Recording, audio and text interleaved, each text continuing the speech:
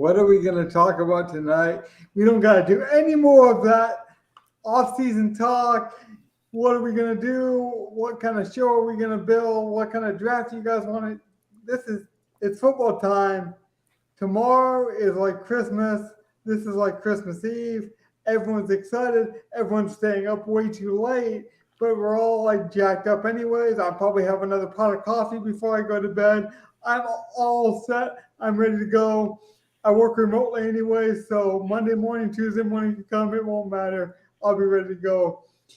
Go, Donnie, Evan. What's going on? Just finishing up the setup for football. I mean, I won't be able to do much in the morning. I don't want to do much in the morning. I don't want to overreact. So, I'm pretty much almost ready. No, Donnie. Do not do that. Do not do that because you have to react. You said earlier today. I said overreact. It's perfectly fine, Logan. He can be that way. Because it's fucking football time, and I'm going to overreact. Ah! No, I'll take all the energy you want from him and double times it down my throat. Yeah. Exactly. There is that like mindset, and I respect it. Donnie was like, don't let me tinker. You know, I want to stay really structured, and I have an idea what my lineup was. But then, for example, we get Kelsey news on Thursday, and that changes your showdown lineups, you know. And then we got Kittle questionable for Sunday. And then we just got the big news that Mark Andrews is basically 90% out, like highly unlikely to play. So that opens up Isaiah Likely at basically 3,000, you know. And then you got like guys like Flowers and stuff like that. So we're not even talking like, oh, a cheap tight end. We're talking a receiving, like an actual. The whole core that's cheap. What's that? The whole core is cheap. I mean.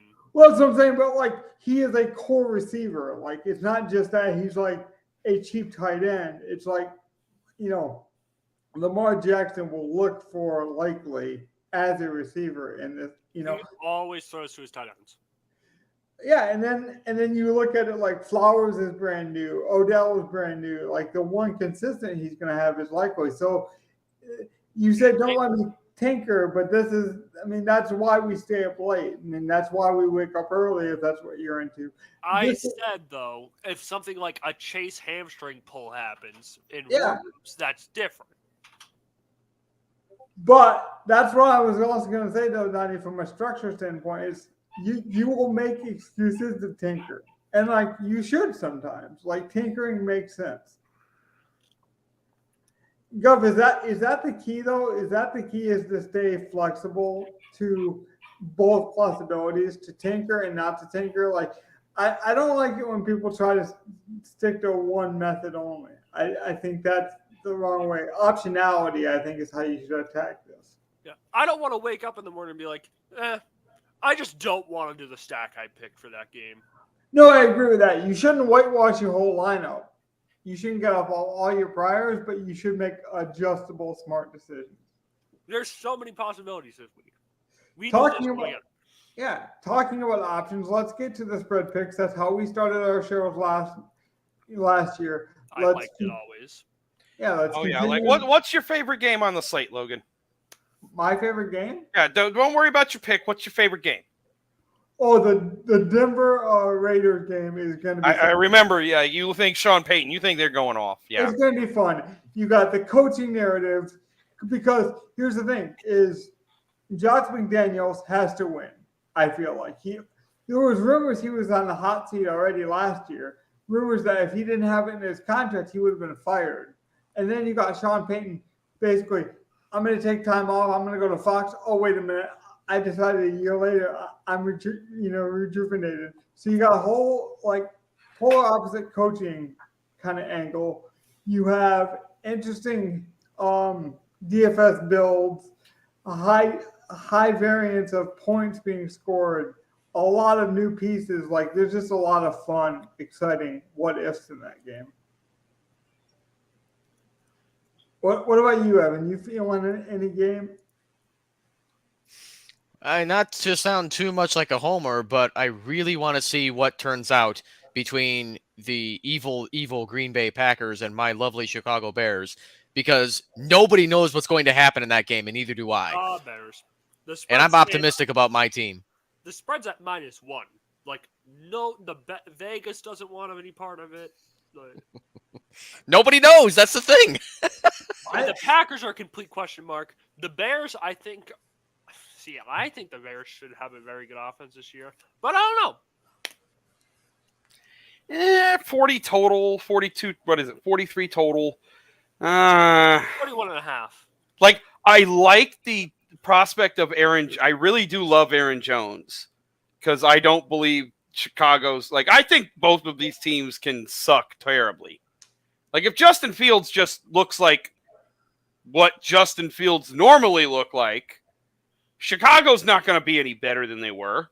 And, like, Green Bay has no one. It's a huge difference. The Cardinals' defense is better. I, as a Panthers fan, I'm not afraid of DJ Moore. Look, the Cardinals' defense is better than the Bears' defense. The Bears might have the worst defense in the league.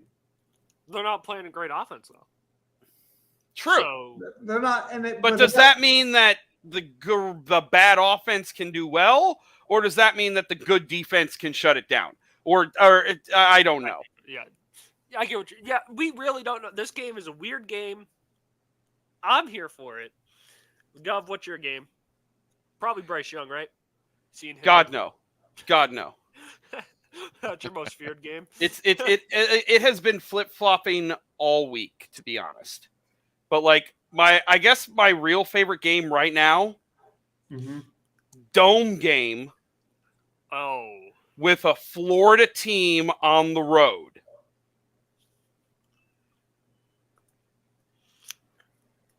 You guys still don't know fucking who it is, do you? Well, I can tell you it's not. Because they're all three Florida teams are in dome games on the road, you dumb fuck. It's Tampa Bay, Minnesota. Oh, interesting. You thought I was going to say Jacksonville. I know you did. And everyone in their world is going to play Miami Chargers. Everyone in the world is playing that game. It's the highest total. It's like one of the highest totals. What is it, like 51? Like, everyone loves Miami at the Chargers. But like, Minnesota has a decent offense. I like Baker. Like, even if as long as Baker's not horrible, which he could be, he very well could be. Not saying he won't be at some point, but if he just comes out and isn't horrible, that offense has pretty much, like, it doesn't have the veteran depth at places that Brady would bring along if he were the quarterback, but it's still Godwin and Evans. Like, it's still young Rachaad White. Like, it's still okay. Like, Tampa Bay could put up points in a dome. We know Minnesota can put up points. That game's got a Minnesota put up points. Yeah, that game's got a 40-something total, 45 total. Like, that's not a horrible game environment. I don't hate that. That's another one where it's like Minnesota's a pass funnel. So if they're making Baker pass, and that's then Tampa Bay's going to end up scoring points anyway. And like, Tampa Bay's defense might be the worst part of them. So Minnesota can do what they do at home. Like, I don't hate that game. See, now, that's probably my favorite. I do like the Jacksonville Indy game, but I think the Tampa Bay Minnesota one is my favorite. My game, and I know it's not flashy or anything, and it's super homer of me, but I can't wait to see the Brady ceremony and stuff. Patriots Eagles Super Bowl rematch. I know it's a lot different, all different team basically, outside of a couple pieces. I honestly think it's going to be a good game. I don't think the Eagles blow the Patriots out. I do think they control the game and win, for sure. But I don't think it's an ugly thing. I'm expecting a close game. Maybe a 4-point win by the Eagles. 4 to 7-point win by the Eagles. I don't expect double digits, for sure. But I'm here for the Brady ceremony, honestly. That's what I really want to see. As a Patriots Brady in the building! Woo! Yeah, I'm sorry. Patriots fan, I'm buying into it. I love it. Yeah, I have interest because I'm a fantasy guy and like I got the NFL Sunday ticket, so like I'll fly in, but that will probably be the one I watch the least. Oh, it's gonna be boring. Hurts is going to run around a bunch. Stevenson's going to get a good amount of carries. Elliott's going to get a decent amount of carries, I'm sure. And Mac Jones is dink and dunk. Speaking But of running I around, always grew up watching that. and speaking of running around, how much work are the Eagles running backs going to get? Anybody want to touch that? I think it's pretty much 45% Swift, and the other guys all share. I don't even think that. I just think all the running backs touch the ball. So like maybe it's a good like bet, but like DraftKings, I just think all the running backs are involved, so I don't want any of them. I agree. Like that's one way you want to sports bet it, maybe like as a good offense, but I would stay away from I'm any. avoiding all Eagles. Unless it's Hurts and a tight end. I'm avoiding all Eagles. Yeah, I don't have a lot. Speaking of things that we can all agree on, let's get to the spread picks. Let's get to our communal pick of the week. We are taking what we decided. Oh, Logan, let me break it, please. Go ahead. I've been waiting so long. The game we are going with is Washington Commanders' new ownership against that disgusting Cardinals team and Joshua Dobbs. The fact that Joshua Dobbs is a starting quarterback week 1 in the NFL, and it's not really outside, like Kyler Murray's injured, but they knew Kyler Murray was injured since last year. So I don't even consider it really because of injuries. This is not okay. It should be Clayton Tune. It should be, right. Like, Dobbs just got in this building. He doesn't know the playbook? What's the game plan here? If they wanted to win, I think it would be Clayton Tune. I don't think they're as bad as everyone thinks. I like Michael Wilson a lot. The problem is I think the Commanders are highly motivated. Eric Bieniemy is very motivated to be a head coach. Said he's on the hot seat. Yeah, so you got one guy that's on the hot seat wants to win. You got the other guy that wants to win on the same staff because he's trying to prove that he's a head coach. I think this team actually offensively is a lot better than they have been in recent years in the Commanders. Me too. They got rid of Snyder. They're fixing up their stadium. Maybe that doesn't matter to some people. It matters to me. It does matter because, honestly, that's been one of the worst structured stadiums in a long time. Look good, feel good, play good. So, Evan, did you want to go ahead and tell the people what your pick is individually? We each individually take one pick. So we each get 2 picks.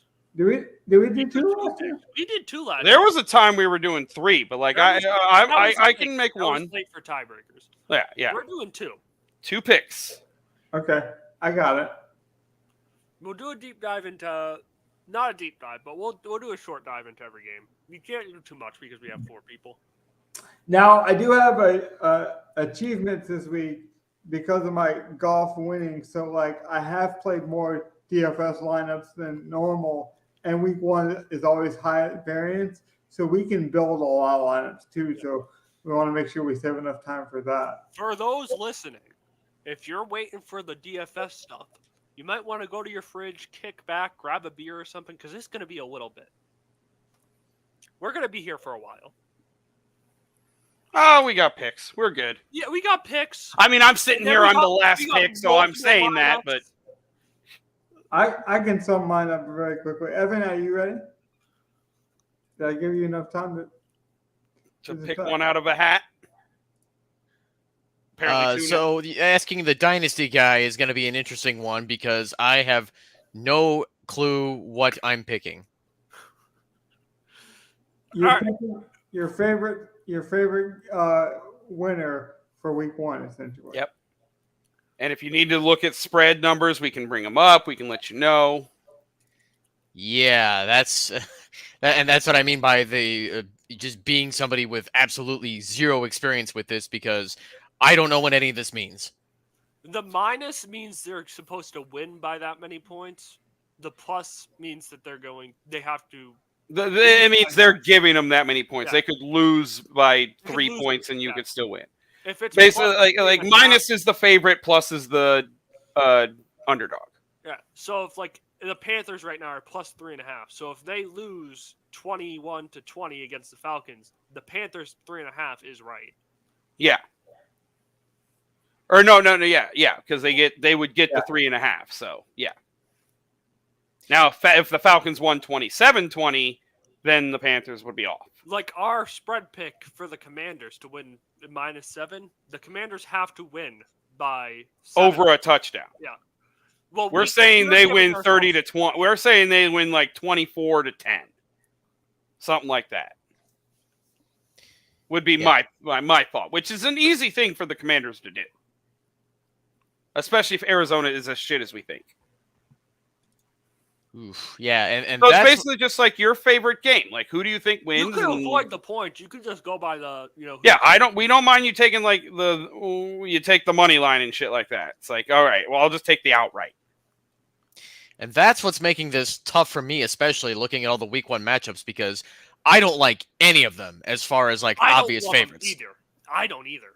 That's what's making this really difficult, is that I don't even think that the worst teams in the league that are projected, like the Texans, the Cardinals, the Panthers, I don't think they're going to lose that badly to their matchups. So that's what's making this difficult for me right now. If you're going to lose that badly, then you could take the Colts. Then you would take them and take one of them with the extra points, and it's like, okay, now they saying that it's going to be a close game, but they can still lose. As long as the Texans lose by less than 10, you basically win that. Or they win. Right. Or but not right. I think because I do have to pick one, I got to go with the Jaguars at Colts game. We want the points at 4. You want the Jags or the Colts? I want the Jags. I think the Colts are going to be a miserable mess this entire game. You think the Jags win by more than a touchdown? Absolutely. I don't see the Colts keeping it close. Okay, so Jags minus 4.5 would be your bet. Yes, I will take that. They basically just got to win by more than a field goal. Absolutely. They got to win by more than. They got to win by 5. 4.5. But like in football terms, it's not likely that you win by like exactly 4. Like, I guess it could be 24-20 is like the only thought, 24-28. But more than likely, you're going to get like 28-21. Right. Maybe 28-23, something like that. And that's 5. That would still work. Yeah. Like, that's the thing. If you if you think they win like by a full touchdown, then you're fine. Give us a breakdown on this game. Who do you think the top performers are? Jaguars, I think, are going to blow this wide open. Ridley will at least get solid. I don't have numbers off the top of my head, but Ridley will. I think Ridley will. Calvin Ridley, I'm talking about, will surprise people against the Colts defense, which isn't really projected to be the worst, but just with all the bad news that's out there with Jim Irsay trashing his best running back, and now that we know the truth about the way they run the team, I don't see this Colts team having a solid winning season, especially against improved team like the Jaguars. Ridley, I think, will turn some heads. Kirk will at least be a solid short yardage PPR monster. It doesn't have to go super long, and ETN is just going to run all over that defense. I like it. I feel the same way. Those are all fair takes, and you could build a best ball or not a DraftKings off of that. Like, just basically, like, you could start off your DraftKings thing with that, your lineup. Well, for example, Ridley is only 6,500, and so is Trevor Lawrence. So yeah, that's a good, stack there for a DraftKings lineup. It is a good base. But Logan, let's kick it over to you for your pick. Give me the Texans at plus 9.5. You should have saved that for your second pick because nobody was taking that. I don't care. That's the one I'm most strong about. D'Amico Ryans coming over from the 49ers, former player. Players, coaches usually tend to be highly motivated to win right away. They tend to get the most of their players right away. Like, they speak to younger players more immediately. Sometimes that voice, like the Jim Schwartz kind of like player motivated voice, will wear out over time. But the initial surge of energy that usually comes from like player coaches or or the rah-rah cheerleader types is there. I think they invested in a lot of rookies, so that's going to speak to a younger coach. I like a lot what the Texans have done, and now we're getting Mark Andrews might be ruled out of this game. 9.5 is too many points. This is professional football, not college. So, Gov, I just want to apologize. Oh my fucking God! You guys left me my favorite game Gov, on the slate. I hate you. I love you and hate sorry. you all at the same I'm time. sorry, Gov. I feel so bad for this because I know this is what it's going to be. I got to take the Broncos at -3.5. Oh, Cause you didn't do it. I knew it. My top game was not going to be one you guys took unless someone was like looking at stuff. It's like you're making me think you got my second game. But right now, at Broncos at -3.5, the Raiders have a huge discourse in their locker room with Chandler Jones. I'm sure a lot of players feel similar about their coaching staff and GM. They don't want to play for him. Josh McDaniels lost his locker room before. He's probably going to do it again. They have the Raiders have talent. I'm not going to say that they don't. But Sean Payton's going to want to come out here, have fireworks, put on a show. I think that's what happens. I'm trusting Sutton to go out there and ball. I just don't think it's that close. 3.5. I'm expecting, almost a 10-point win from the Broncos. I don't think the Raiders are very good. My season-long predictions say that. They're only going to win like 2 to 4 games. They're not winning this one. I'll kick it over to you, Gov. I'm taking Cleveland +2 at home. Burrow's never beat them before in their career. I believe in the perv. We're gonna get Nick Chubb. Chubb it all the way. Go Chubb. Chubb man dingo. There we go. That was one of my second ones. Yep. That was my top game on the list. Number 2 on my Cleveland list. at home, the home dog plus the points. I'll take it. I like it. it. Jim Schwartz is also back in Cleveland. He loves the blitz. I think we're going to see a lot of points. I think we'll be back in this game for DFS because Chase kills man coverage. I think that the Browns defense is underrated. Hurt, but playing. Yeah, I like this game a lot from a scoring standpoint as well. What's the totals at for scoring? Do we know? 47. 47. There you go. 47.5, technically. See, pretty damn good total too. You could attack this game. You could stack Burrow. No. There's so many places. It just screamed to me. And when I look at all my other metrics, it's like, oh, the money. Oh yeah, the bets are coming in. Okay, give me Cleveland +2. All right, Evan. Let's kick it back to you for your second pick.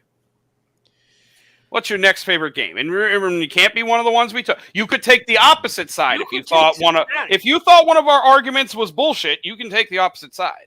Mm-hmm. Yes, that's going to be, and that's where I'm coming back to my tricky point that I was making earlier. Is that first of all, I'm not a fan of any of these Week 1 matchups because I don't think there's a lot that sticks out. Even though I picked the Jaguars-Colts game, I think that's still going to be a bit rough because the Colts aren't completely bad, but I still think the Jaguars are going to completely crush them by more than a touchdown. But for the second game, You're a homer. You could pick the Bears.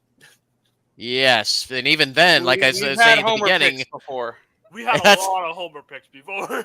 But like I said about that game earlier, I still don't know what's happening in that game. It's anybody's guess. So I'm scared to even pick that game. But I think, let's see, nobody picked Eagles-Patriots, right? Nope. Correct. Eagles are going to make a fool out of the Patriots defense. I think Belichick's days are coming to a close. And although I respect the Patriots defense and even have shares of them in multiple fantasy football leagues, I think the Eagles are definitely crushing them by more than 2 scores. It's only -3.5. Jesus. You're making me want to pick the Patriots so bad.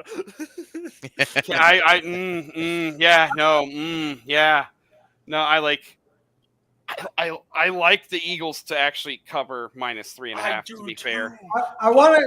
It's not a bad pick. Like you make 2 pretty damn good picks for not knowing how to make good picks. Exactly. I want to clarify something really quickly since we're on this game. Everyone thinks that Ramondre Stevenson did not practice yesterday. That's false. He did practice. He didn't practice during the media availability of yesterday's practice. I thought that was interesting language. They said he wasn't spotted. So that makes perfect sense that the media didn't see him. Correct. He wasn't active in today's or yesterday's media availability practice, like the cameras on you kind of moments, but he did practice. Oh, by the way, while we're on the Patriots, and I know Gov's a Panthers fan, so I don't know how much he knows about him, but Matt Corral. Yes. He did sign with the Patriots. Oh, good. You're going to fuck up another quarterback. No, he already messed up. No, you don't. I mean, yes, he's not great, but it's New England. He has skipped 2 practices altogether. The Patriots now have in the exempt list. Uh-huh. Why sign with them if you're not going to show up to your job? Money. I mean, let's be real. That's why. If he got any kind of guaranteed bonus, like if they gave him $100,000 just to sign on what may have been like a $500,000 deal, yeah. And again, put him on the exempt list. Another team. It's not smart. It's not good to burn bridges, but we've seen it in other employments as well. He's a second-year quarterback that didn't play his first year. He's burning his NFL bridges. Like, come on. Oh. Donnie, I'm not saying it's smart. I'm just saying we've seen a lot of employees from different industries, not even professional sports, make bad decisions. Yeah. All right. It happens. Let's kick it back to the spread. I just want to chime in on that. I think Matt Corral is. So it's my pick, right? It is your pick, yes. Okay, I want to see a facial expression here. The Packers are way better than the Bears. Give me the point. I'll take the point just for a sake. The Bears lose by 14 points. Who's Jordan Love going to throw to? If the Packers running game gets going, I do agree this game is going to be all Packers. He could throw to Aaron Jones. He could throw to, basically anyone. The Bears defense is terrible. Justin Fields plays behind the worst offensive line in the league.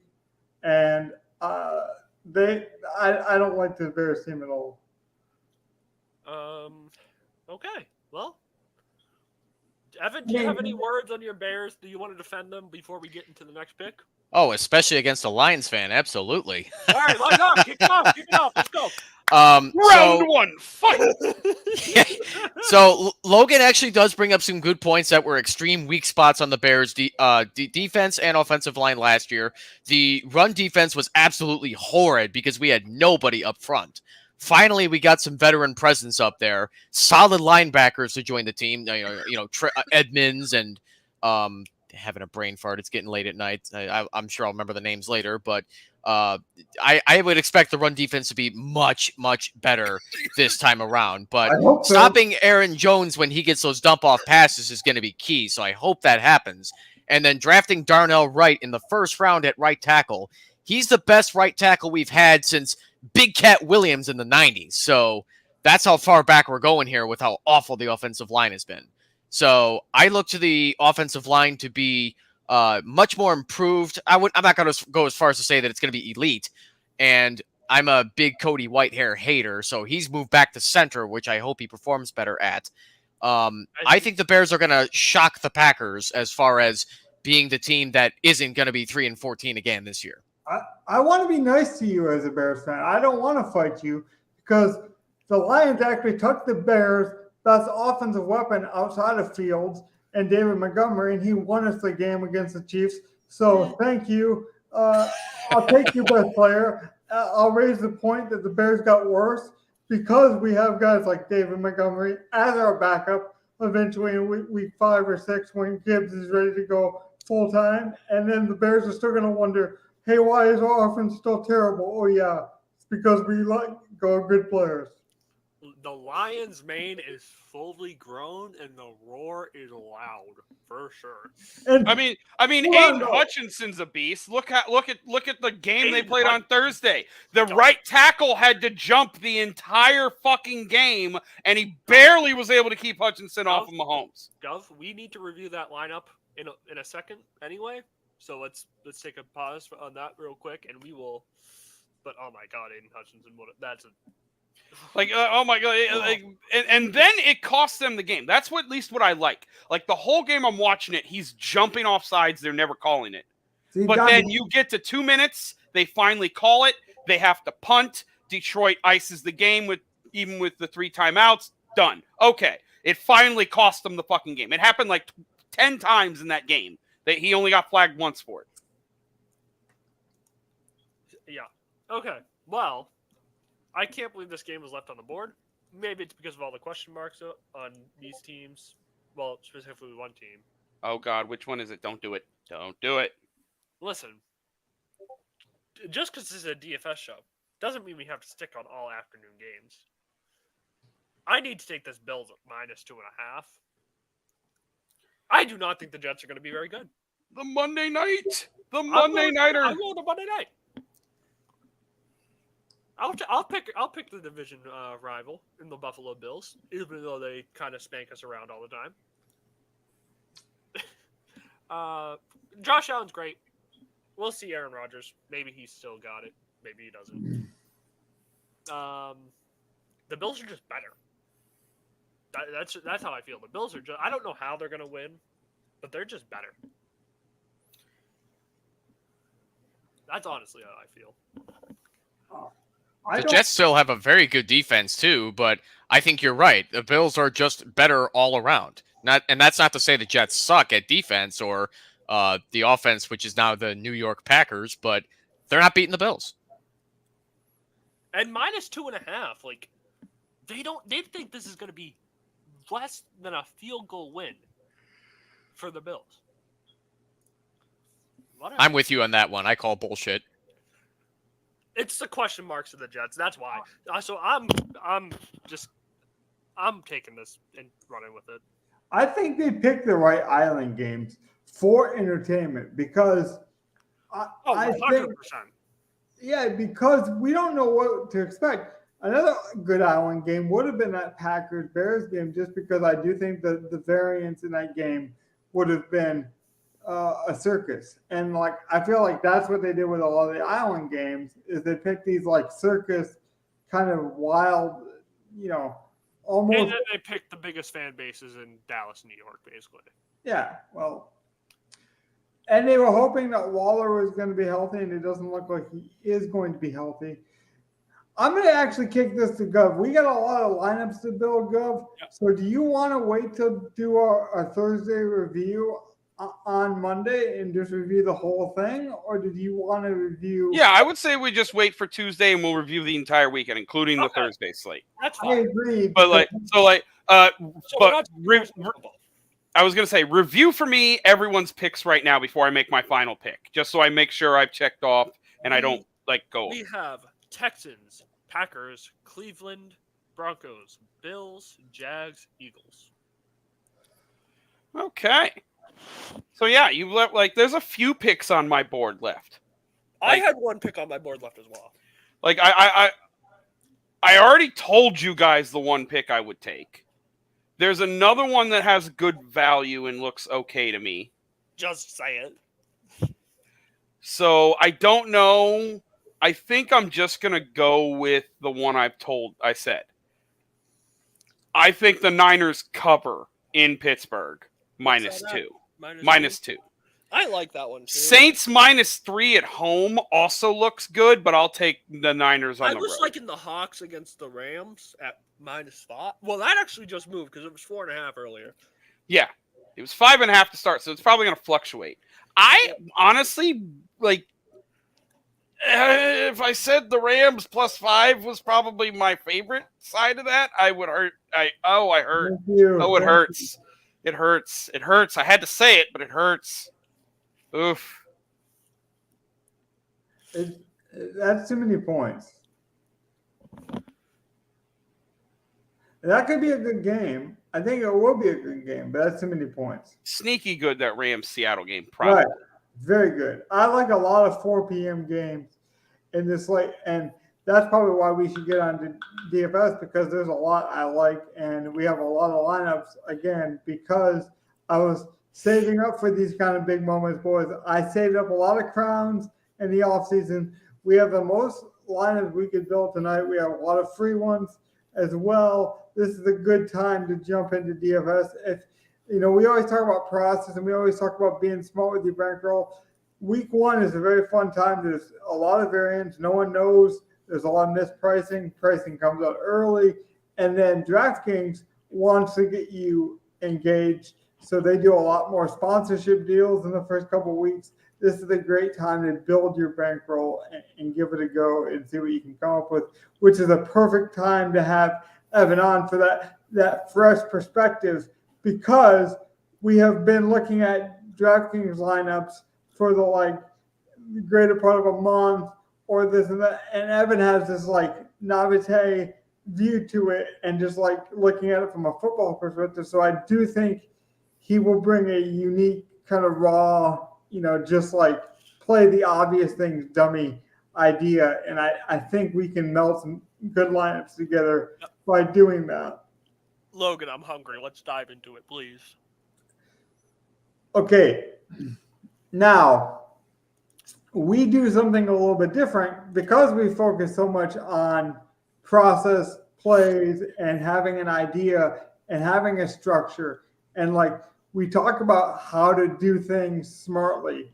We like to build lineups and tell you a story or build this structure idea. So last year, you guys will know if you joined us, we do these pillar ideas. And so each one of us comes up with a pillar idea, and then we tell that story around those pillars. Gov, I know you've been itching. You have a bunch of good lineup ideas. Why don't you share with the people how you want to build one lineup? Okay.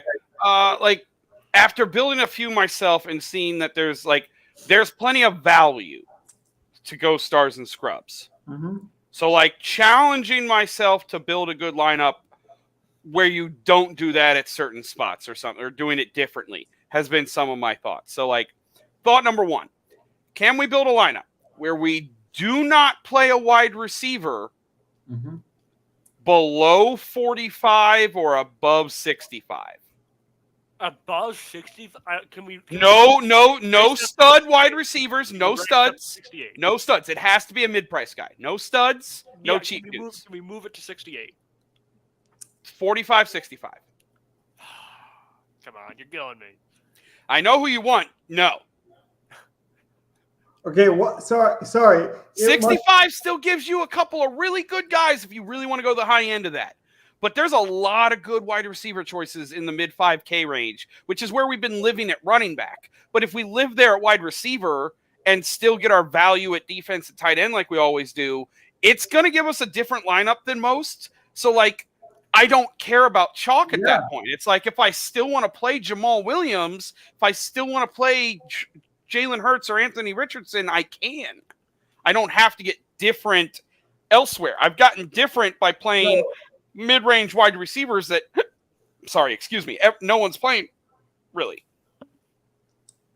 So did I? And as that is a core of your team, I think is a good way to think. It's I need to get contrarian. How do I get contrarian? Am I going to do it with my stack? Maybe I'm going to do it with this pillar build thought.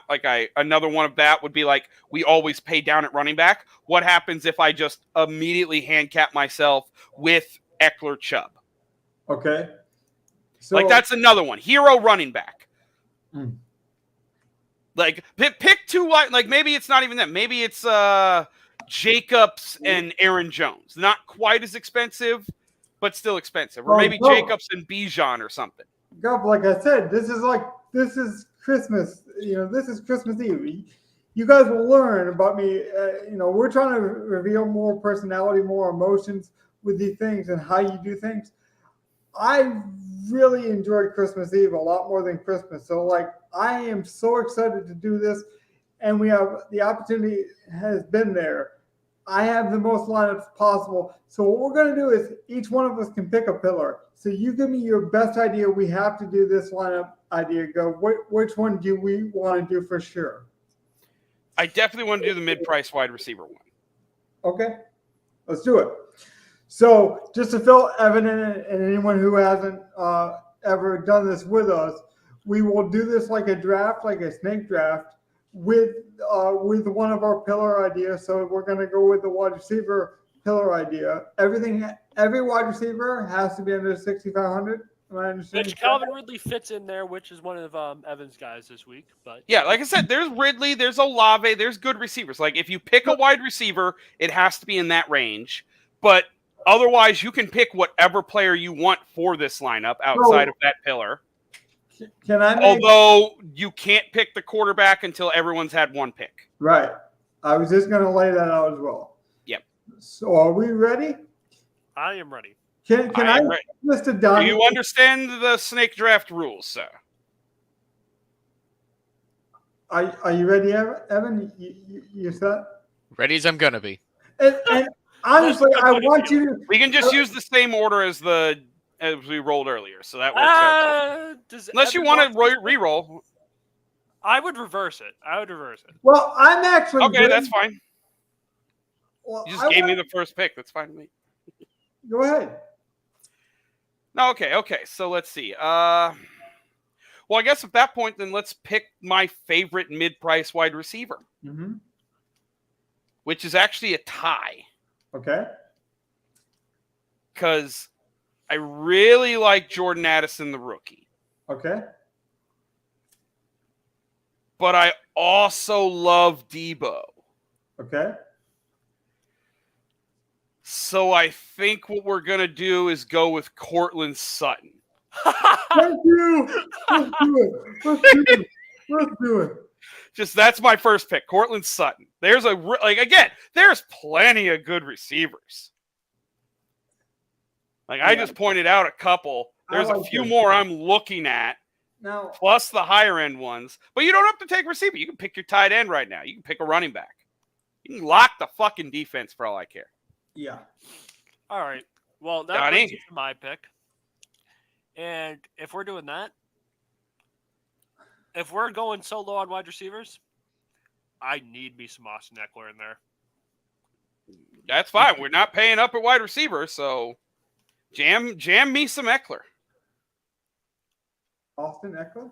Yeah. Like the man until he actually breaks, he's probably going to get one of the most volume, the best target shares for a running back. Like he's an absolute monster in an offense that you got to think Kellen Moore was just in Dallas. How has Dallas been using the running backs the last 2-3 years? Yeah. In a way, I would love to see Eckler used. All right. I guess that.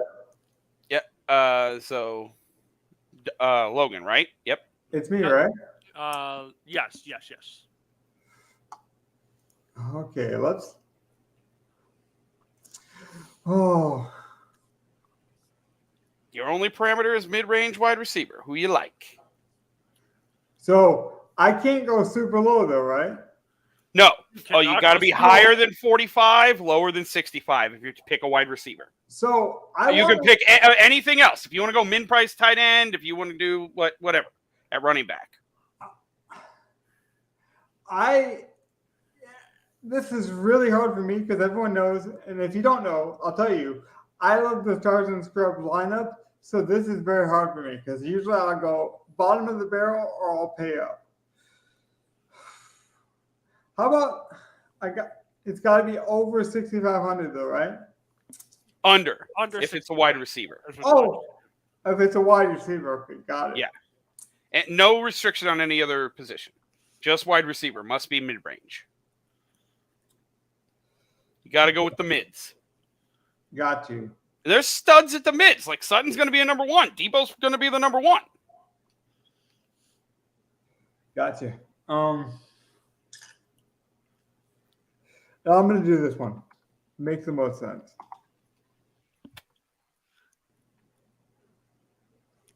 David Pierce. I like that. Not mad at that. You're getting me some of the Baltimore game. Yep. Interesting. All right. So, Logan, are you thinking that Pierce is just going to make a mockery of the run defense against Baltimore? Here's what I think. I think I wouldn't pick him personally. They don't have Mechie, right? They want to keep it simple for a rookie. They want to get his confidence up. Usually when you want to get a rookie's confidence going, you want to get him going. You keep throws conservative. You keep them easy. You throw to your best players. I think Pierce hits all those 5 boxes or just like not guarantees, but like safety, safety blankets. You could argue that maybe Dalton Schultz as well, but I think Pierce is obviously the most talented swing style, easy dump offs.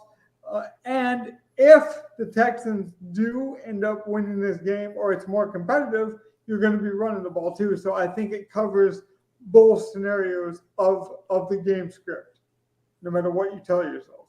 So I just played it safe there.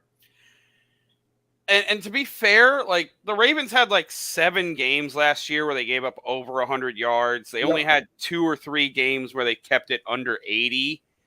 They averaged 100 yards given up at home last year.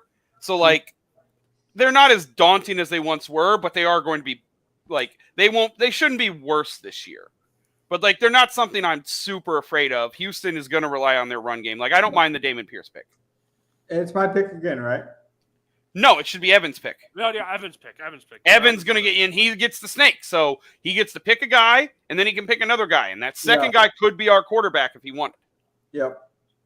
And then, being that I don't use DraftKings at all, I just want to say for the record that I think there's some amusement in the fact that they keep in players that are very obviously not playing, like Kupp and Taylor right there. Where to be fair, they put out pricing at the beginning of August. Oh, so this is just left over. Yeah, like they made the pricing in August and it hasn't adjusted through all of preseason. They're not allowed to adjust it. Yeah, they're not allowed. Once they put it out, they aren't. But they put it out usually like Sunday night for the next week's slate. Yeah, it's usually a week's duration, and that's why I'm so glad to have you for week 1 because week 1 is a crazy week because of that. Yeah, you offer such a fresh perspective that we cannot get because we've seen this slate over and over and over. Right. So that on that point, you're never going to hear me being like, all right, guys, I got to go Cooper Kupp. I think he's just going to come flying out of that tunnel. It's a false WWE it's entrance. The Ultimate Warrior. They're going to play the music. Right. Yes. The Royal Rumble entry at 1 or 30. Yeah. Oh, he's entering at 27 because he's going to win. It's true.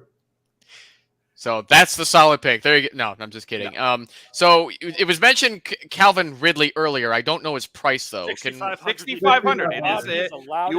You qualify to pick Calvin Ridley had you want, sir.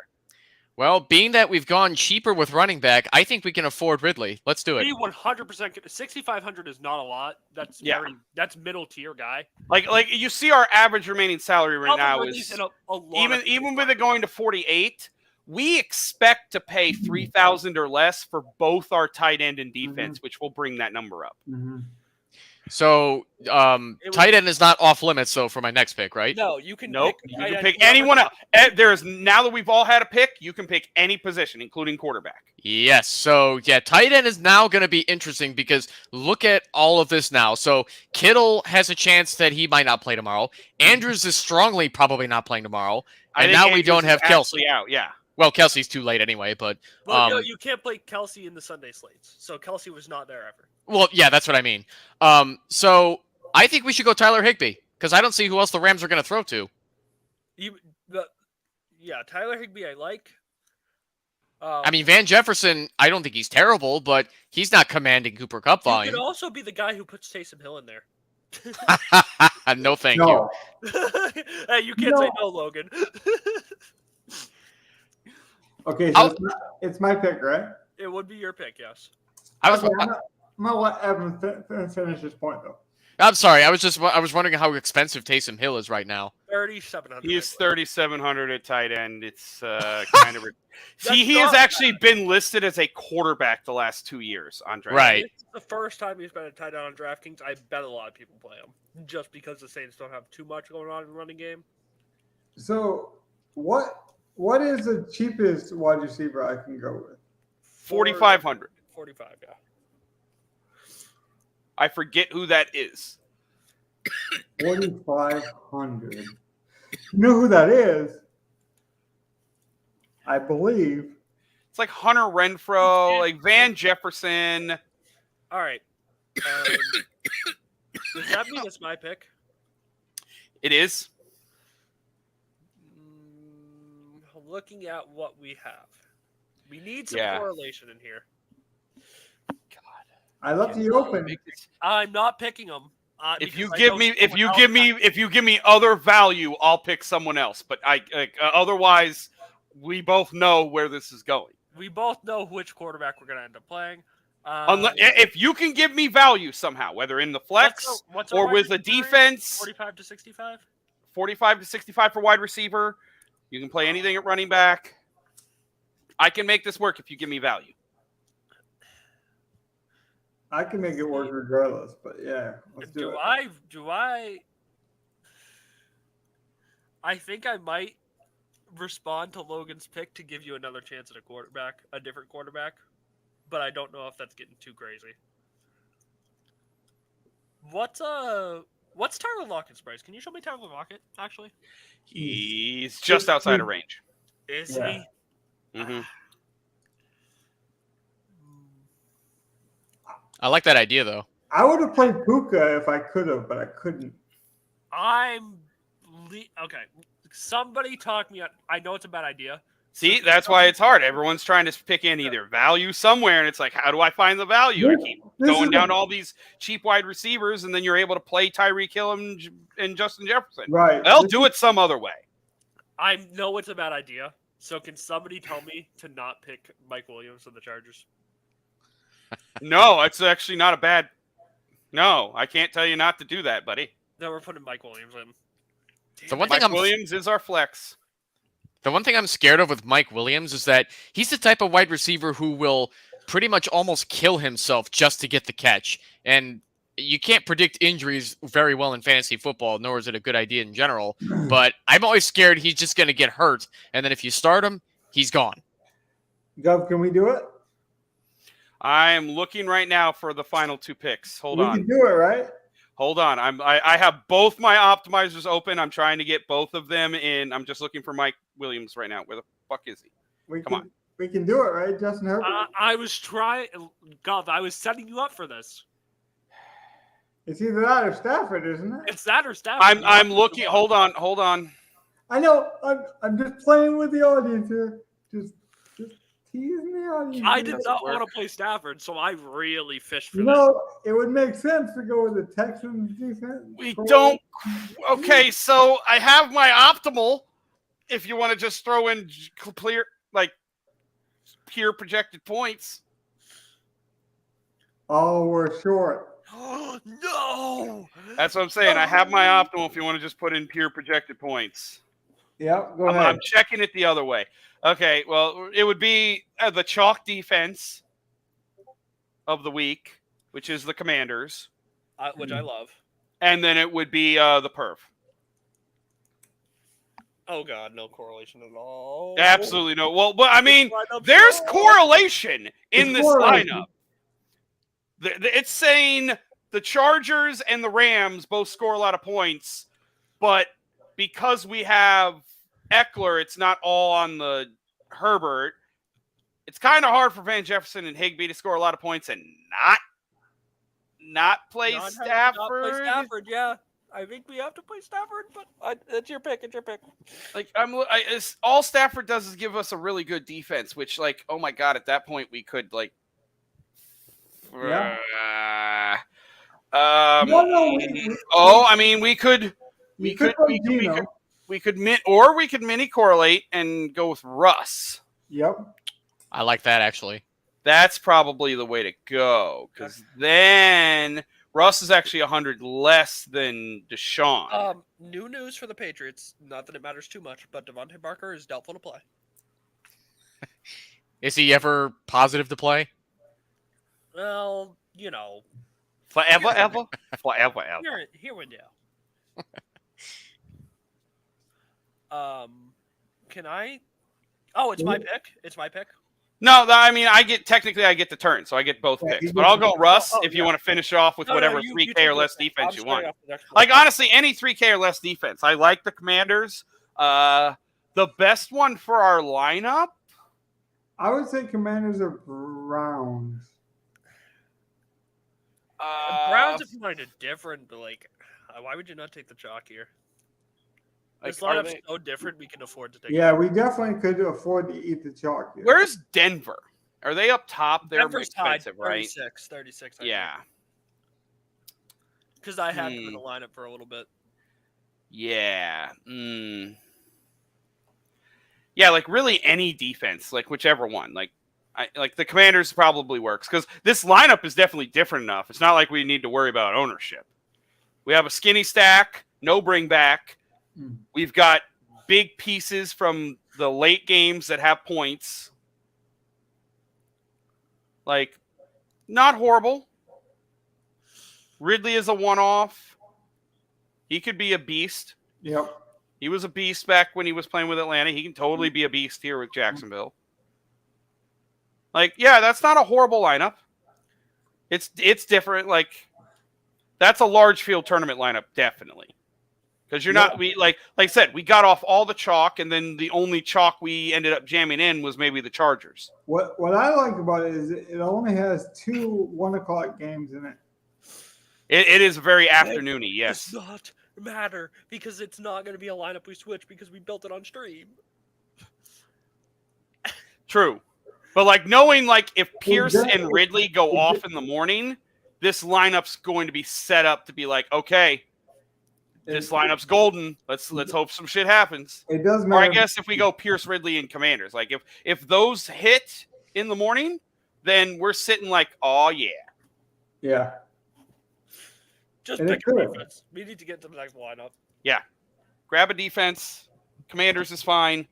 Next lineup. You want to re-roll or what's the order we want to set up? No, it's okay. Don, you have an idea? No, it's literally Gov's pick. So, but I want the next. No, Commanders is good. Commanders is good. I want the next lineup to start up, which the roll would turn us back to me. I know what my pillar is to start a lineup with. Okay, let me make sure I picked the right one here.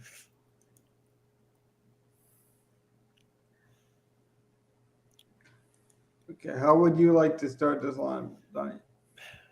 We have to play our favorite top price receiver and running back. Receiver or running back, our favorite high price and one. running back, our favorite. Okay. We're going full star and scrub here. Or we can pick 2 receivers, 2 running backs, which I know we won't pick 2 running backs. We can do 2 receivers, I'll give you that. But Okay. I mean, we won't all be able to get like both our high priced guys in. Like we'll be able to get like one each, and then we'll need value. Yeah. Yeah. Okay. And my favorite to start out with. Yep. Go to receiver. Let me double check the prices. My favorite to start out with in a September lineup, I will say it over and over again until I see otherwise. I'm taking Tyreek Hill in a September game. This will be my only Hill share is lineup that I built with you guys. I think he's a terrible play this week. Why do you say that? The ownership. He doesn't like Hill as a person. I do not like Hill as a person. I wish he would die as a person. But Oh, I think he's a bad play this week because the ownership is high, the highest projected game, and I think Waddle is a better player at this point, age considered. And Hill costs more than Adams is laughably a joke. And the Raiders' offense isn't good.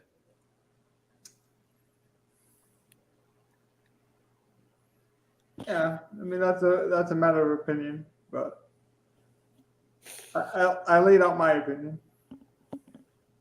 Okay. That would bring the next pick up to you, Logan. You have to respond to my Tyreek Hill. Do you want to take that high price running back for us? Or receiver? Do you have a limit on high priced? We have to play 2 of the top high price guys. Top 5, I want to say. Okay, so my favorite high price running back or wide receiver. Let's see. You say top 5? Top 5. Okay, at the position. Well, there we go. Devontae Adams. There's a lot of value in this slate. The fact that Devontae Adams is under 8K is laughable. Forget the Tyreek Hill point I just made, but like he should be 8K at least. So, Logan, you don't think that Devontae Adams now having a downgrade and Jimmy Garoppolo throwing to him, in addition to Denver's pretty good secondary, is going to impact Devontae that much? I don't believe that cornerbacks, they matter, but I don't chase quarterback or cornerback matchups when it comes to superstars against superstars. Maybe I'm biased because of like Kelvin Johnson and like I just think they cancel each other out and talent wins out. Like there are going to be moments where Patrick Surtain beats Adams and vice versa. Like I just think the two heavyweights are gonna throw haymakers. So I never worry about the haymakers being thrown between superstars. Fair. Because somebody's getting knocked out, and that's kind of how I play DraftKings anyways. It's like I'm looking for that knockout to be me. But to do that, I have to be willing to get knocked out. So that's just how I play. Okay. Now, we've put ourselves in a little bit of a pickle here because the next 2 picks go to Evan. And we need value play. He can just shout out some names. Like that's Okay, so which position? Does it matter which position I pick here? You can pick any position of that's not quarterback. It's not quarterback. All right. Let's go to the running backs. Let's go. All right, the running backs. Okay. Now, you have what we like to do usually is go down on running backs anyway. You got to remember there's guys like Jamal Williams is by himself in the backfield this weekend, basically. You have Deion Jackson by himself in the backfield this weekend, which Deion Jackson's super cheap. Jamal Williams is cheap. What's the other cheap guys that come to your mind? Gibson and Robinson are both cheap. And Robinson are both the same prices about, yeah. P. Ryan's there, yeah.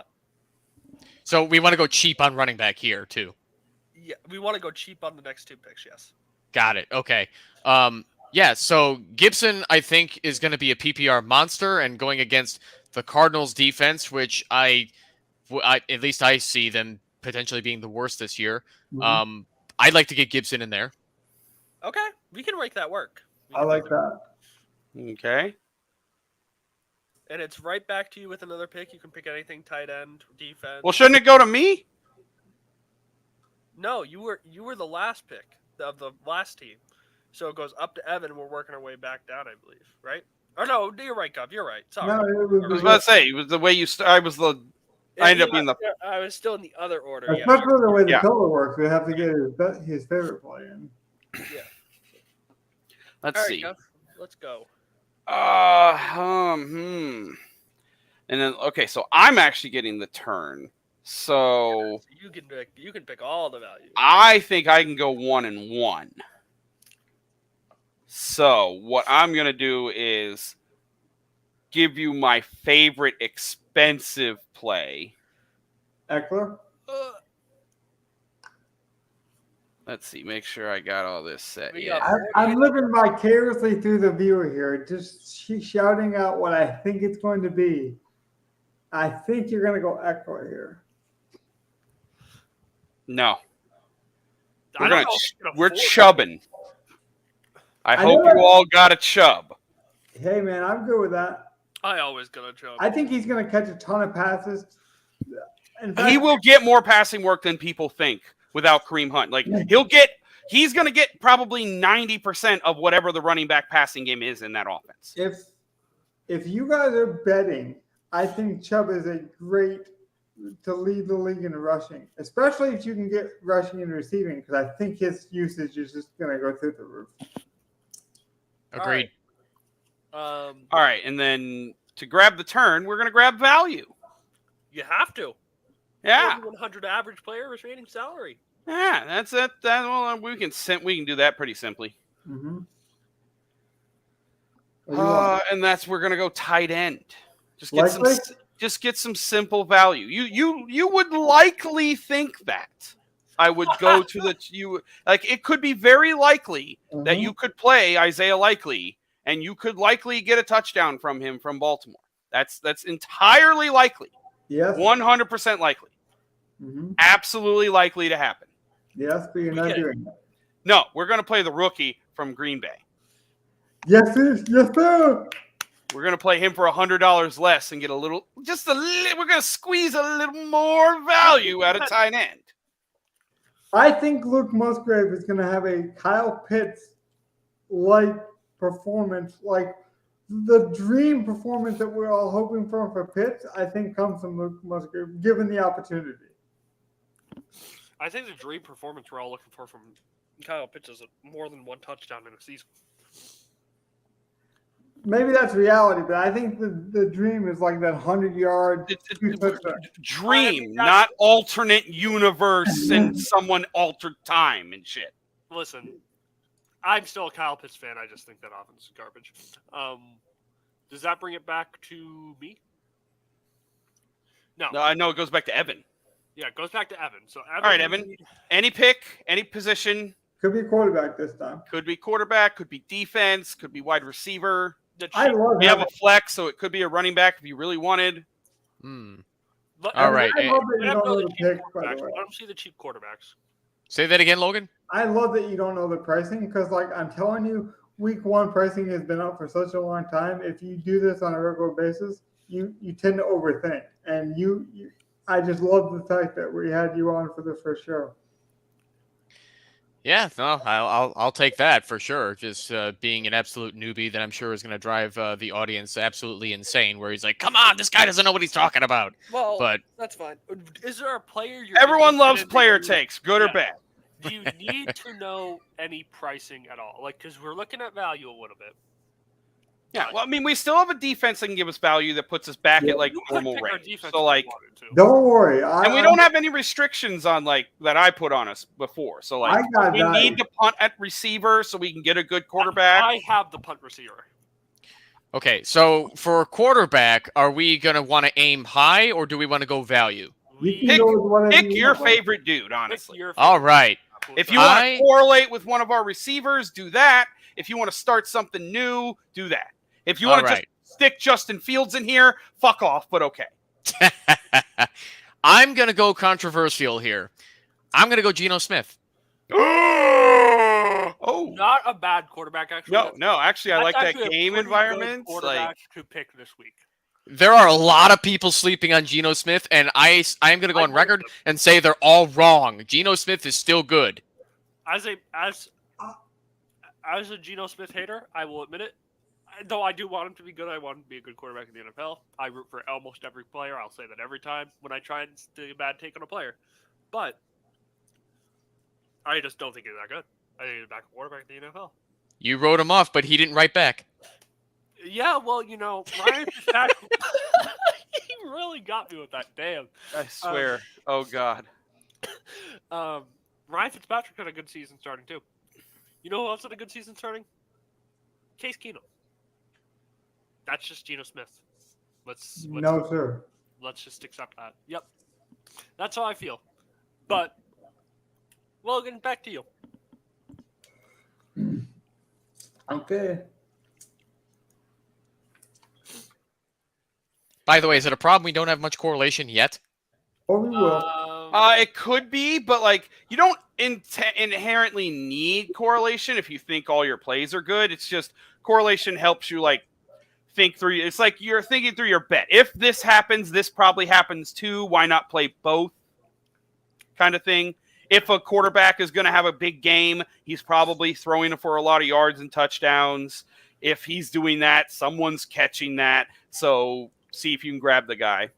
Guys. And if the game itself is going off, both teams are scoring, so you want both sides of that. If you think the game is really going to be like 25-28. We got this guy and our best ball. No Cooper Kupp. The Cooper Kupp replacement tore up preseason. He doesn't know what time of year it is. We're about to turn the clock and be on Sunday. This guy's about to start his NFL career. He's ready to go. I'm taking Puka. I'm fine with that. We needed value. We Puka got it. Nuka. So I have the next 2 picks. I want to pick my defense first because I have a cheap receiver, and we might just pay up for the top defense if I feel like it's worth it. Okay. Oh, that's actually not a bad range to be in. I just did a little optimal check. I'm like, okay, the chalk. I know the chalk you could put in for the last 2. Well, ideally, I would love to play the Broncos defense here, but kind of hard to do that when we have Devontae. But I think I might do it anyway. How bad is that? How bad is it to play a top receiver and the defense? It wouldn't be bad because basically you're saying sacks are going to happen. You know, that you're going to get a lot of sacks and that the Raiders will be behind in the game and they'll throw to Adams late. He might not get touchdowns, but he gets like one of those like 10-plus reception All right, games. we're going with Broncos defense. Thank you, Lord. Is it ironic that we're talking about sacks of the Broncos defense to Garoppolo when Russell Wilson usually leads the league in sacks? Logan, it's like the I do it my way, you do it your way. I'm not going to change. And the more you try to tell me to change, the more I'll stick with my way. If you want to know who I am, that's who I am. I'm a stubborn bastard. I know. Man, if you just go Commanders or lower, you can go Mike Williams, you can go Mostert, you can go Rashad White, you can go Debo Samuel, but no, 4,900 is where you leave it at. I have my guy at 4,000. Hold on, I'm running my sim I'm running my shit just to see what the hell we get with this. Because I was not expecting you to go up to the Broncos. I was not expecting you to go up to the Broncos. I did a slow reveal, by the way, on it, but I think I know who it is. Jackson Smith and Jigba. It is the rookie, isn't it? Yep. Yes. I like that pick. I got to correlate with my quarterback, baby.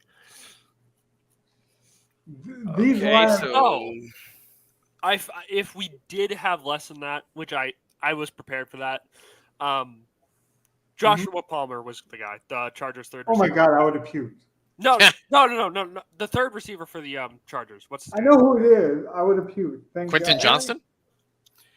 No, that's their rookie. Their third receiver is officially Joshua Palmer. It is Palmer. They said Palmer is going to run ahead of Johnson.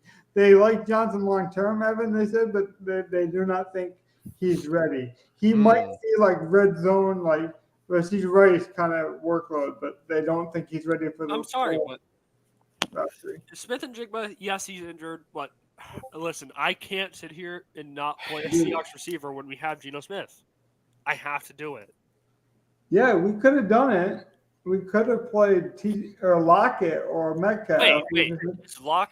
Is Lockett? What's Lockett's price? High, right? Yeah, he's high. I wasn't gonna punt on a defense completely. Like it was. That's what I would have done. I would have punted a defense. I can't. I love my defenses. I love that. Is literally the only thing that fits when I run my stuff. Otherwise, it doesn't even want to give me anything. But Palmer would have made like there's guys to play. You could play Jacoby Myers. You could go double tight end. You could play Van Jefferson. Like there's guys to play. But even if I take off stack rules, it doesn't even want to build a lineup. Yeah, I did almost play Kyle Pitts. I like these lineups though because they are so contrarian. Okay. Can we do one thing though? Let's actually talk it through on the Millie Maker. Let's not do the pick. Like let's actually thoughtfully go through a Millie Maker lineup. We got to get through my pillar though. Yep, let's do your pillar in there. Yep. I got to make sure get your pillar lineup in, then we can build our Millie. Because I want to make sure I do this right. There should be one more 3 max, I believe, unless I did single entry. But there should be one more 3 max. Here it is. So that way, when we go to review Gov, it will have all 3 lineups there when we did it. So that's why I did this. So we are putting these in the 3 max lineup contest. My pillar is each person, you have to believe that they're going to score 20 points. I'm not giving you any other restrictions. but they have to score 20 points. You have to believe it. You have to tell me the story of why they scored 20 points. You can't hope it. You got to believe it. You got to sell me like you're writing a book. That's the only restriction for this lineup.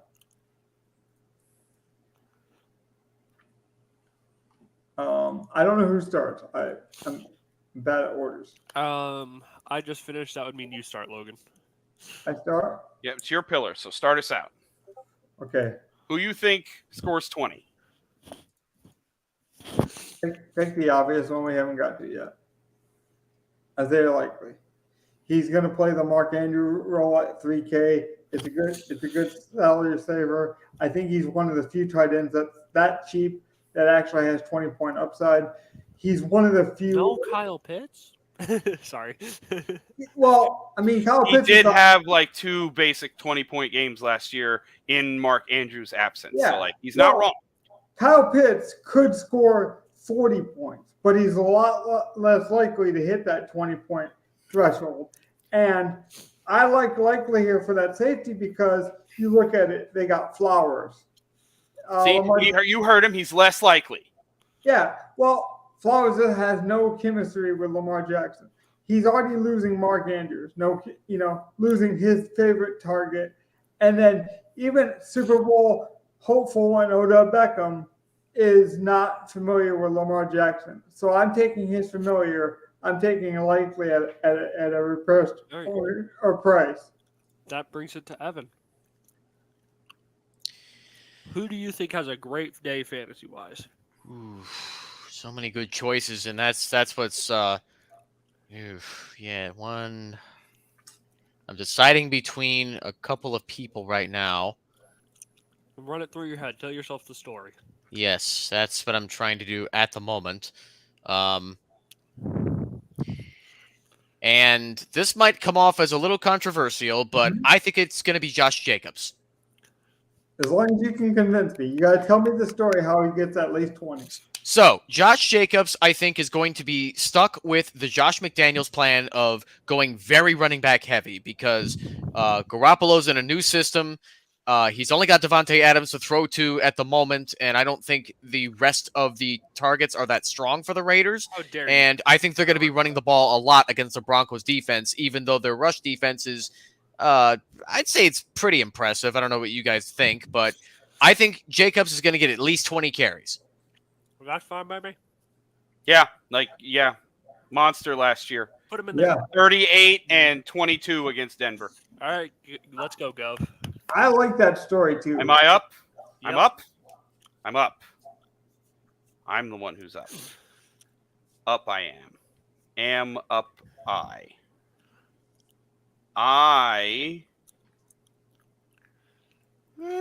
Wait, let me check. Make sure this is right. I want to say really quick while you do that. Josh Jacobs, I like. He has a chip on his shoulder last year because everyone was making fun of him for playing in the Hall of Fame game. He turned a really good season, and now he has a chip on his shoulder because everyone thought he was being kind of a prima donna trying to get paid. But, I mean, who can hate the guy for trying to get a paycheck? And so, like, he's done nothing but prove he's a top 5 running back. But he's not. I would 100% disagree. I think most NFL fans want to see the players get paid. Well, I'll agree with that. Maybe they do, but like I'm saying, the perception of the universe, like that could include coaches, ownership. We have seen running backs not get paid. But I'm saying if you look at his production, he went to Alabama. He is used to being a 5-star kind of player. Like that's who he's been in basically his whole career. It's just for some reason people don't believe it. So I like the 20-point safety in that pick. This is rough, actually. Who do I honestly like? I know it's rough. It sounds easy because you can't go high upside. I want this to happen because then you might go a Mingo or a Pitt. He does so well against them. They have no one else. Aaron Jones. He should get 20 against Chicago. Okay. He's probably going to get 10 catches anyway. I was about to say, he has got probably a floor of 12 just from his receiving work minimum. It's the floor, right? The fact that Yeah, that floor lets him get to 20 a lot quicker than other people. All right. Well, I'm just jamming in a stack, and you guys are gonna have to deal with it. Oh God, he gets the double. Yep. He's doubled. DJ Jefferson Moore? Kirk. Jefferson Kirk. Wait a minute. It's safe. Justin Jefferson? Justin Jefferson. Not Van Jefferson. I don't think Van Jefferson has the ability to score 20 ever. Oh, no, I thought you meant He's putting in Van Jefferson and Christian Kirk. Great picks, buddy. I got the next one. Don't worry. I got Kirk Cousins. Kirk Cousins. I meant Kirk Cousins. Not Christian Kirk. Not Christian Kirk. Because you said stacking, so I'm trying to think, but you meant okay, got it. Oh my! I wasn't even thinking Kirk Cousins.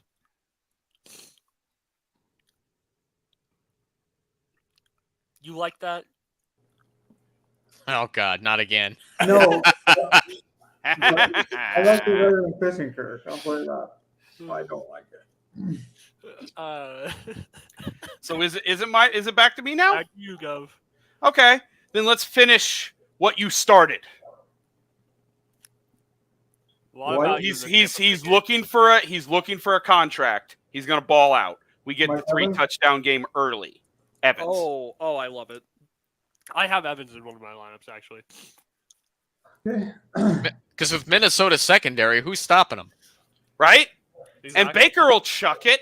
It's Baker. He loves chucking it. Exactly. He's a woodchuck. The one thing he doesn't Yeah, like that's doing what- is like hitting that nice check down receiver that's supposed to be your main target. He's never liked to do that wherever he played. Like whoever's your number one receiver, Baker just doesn't like to hit him. But he loves chucking it downfield, especially to a random dude or a tight end. So like Cade Otton, Mike Evans, they're going to ball out. Godwin, he could shit the bed this year. Oh man! All right, that gets it back to you, Logan. I believe. Or no, that's Evan. No, it's Evan. Yep, Evan. All right. Evan, do you want to fork in a defense, or are you going regular player, wide receiver, running back, or tight end? I don't recommend tight end, but Well, I mean, certain tight ends like a Hawk. I don't like playing 2 tight ends unless I'm playing a premium one, and like that usually means Kelsey. Yeah, I'm very high on Hawk. I think he has the same type of. I think I'll play. I was gonna try and go bold and go defense, but I don't think I have the courage to do that. So I'm gonna. I'm the guy who does that all the time. Which defense do you think scores 20 fantasy points? Yeah, I've been thinking about that this whole time. I was gonna take one, but I'm like, I don't know which one I can justify. If any get it. They never do. It's not like it's New England 2 years ago where it's like, no, it's New England. They can do that. It's fucking New England. They did it 3 weeks in a row. Uh-huh. Okay, so I guess we have to go wide receiver here. You don't have to do anything. You could pick. I encourage the defense pick. Go ahead. You got a flex, buddy.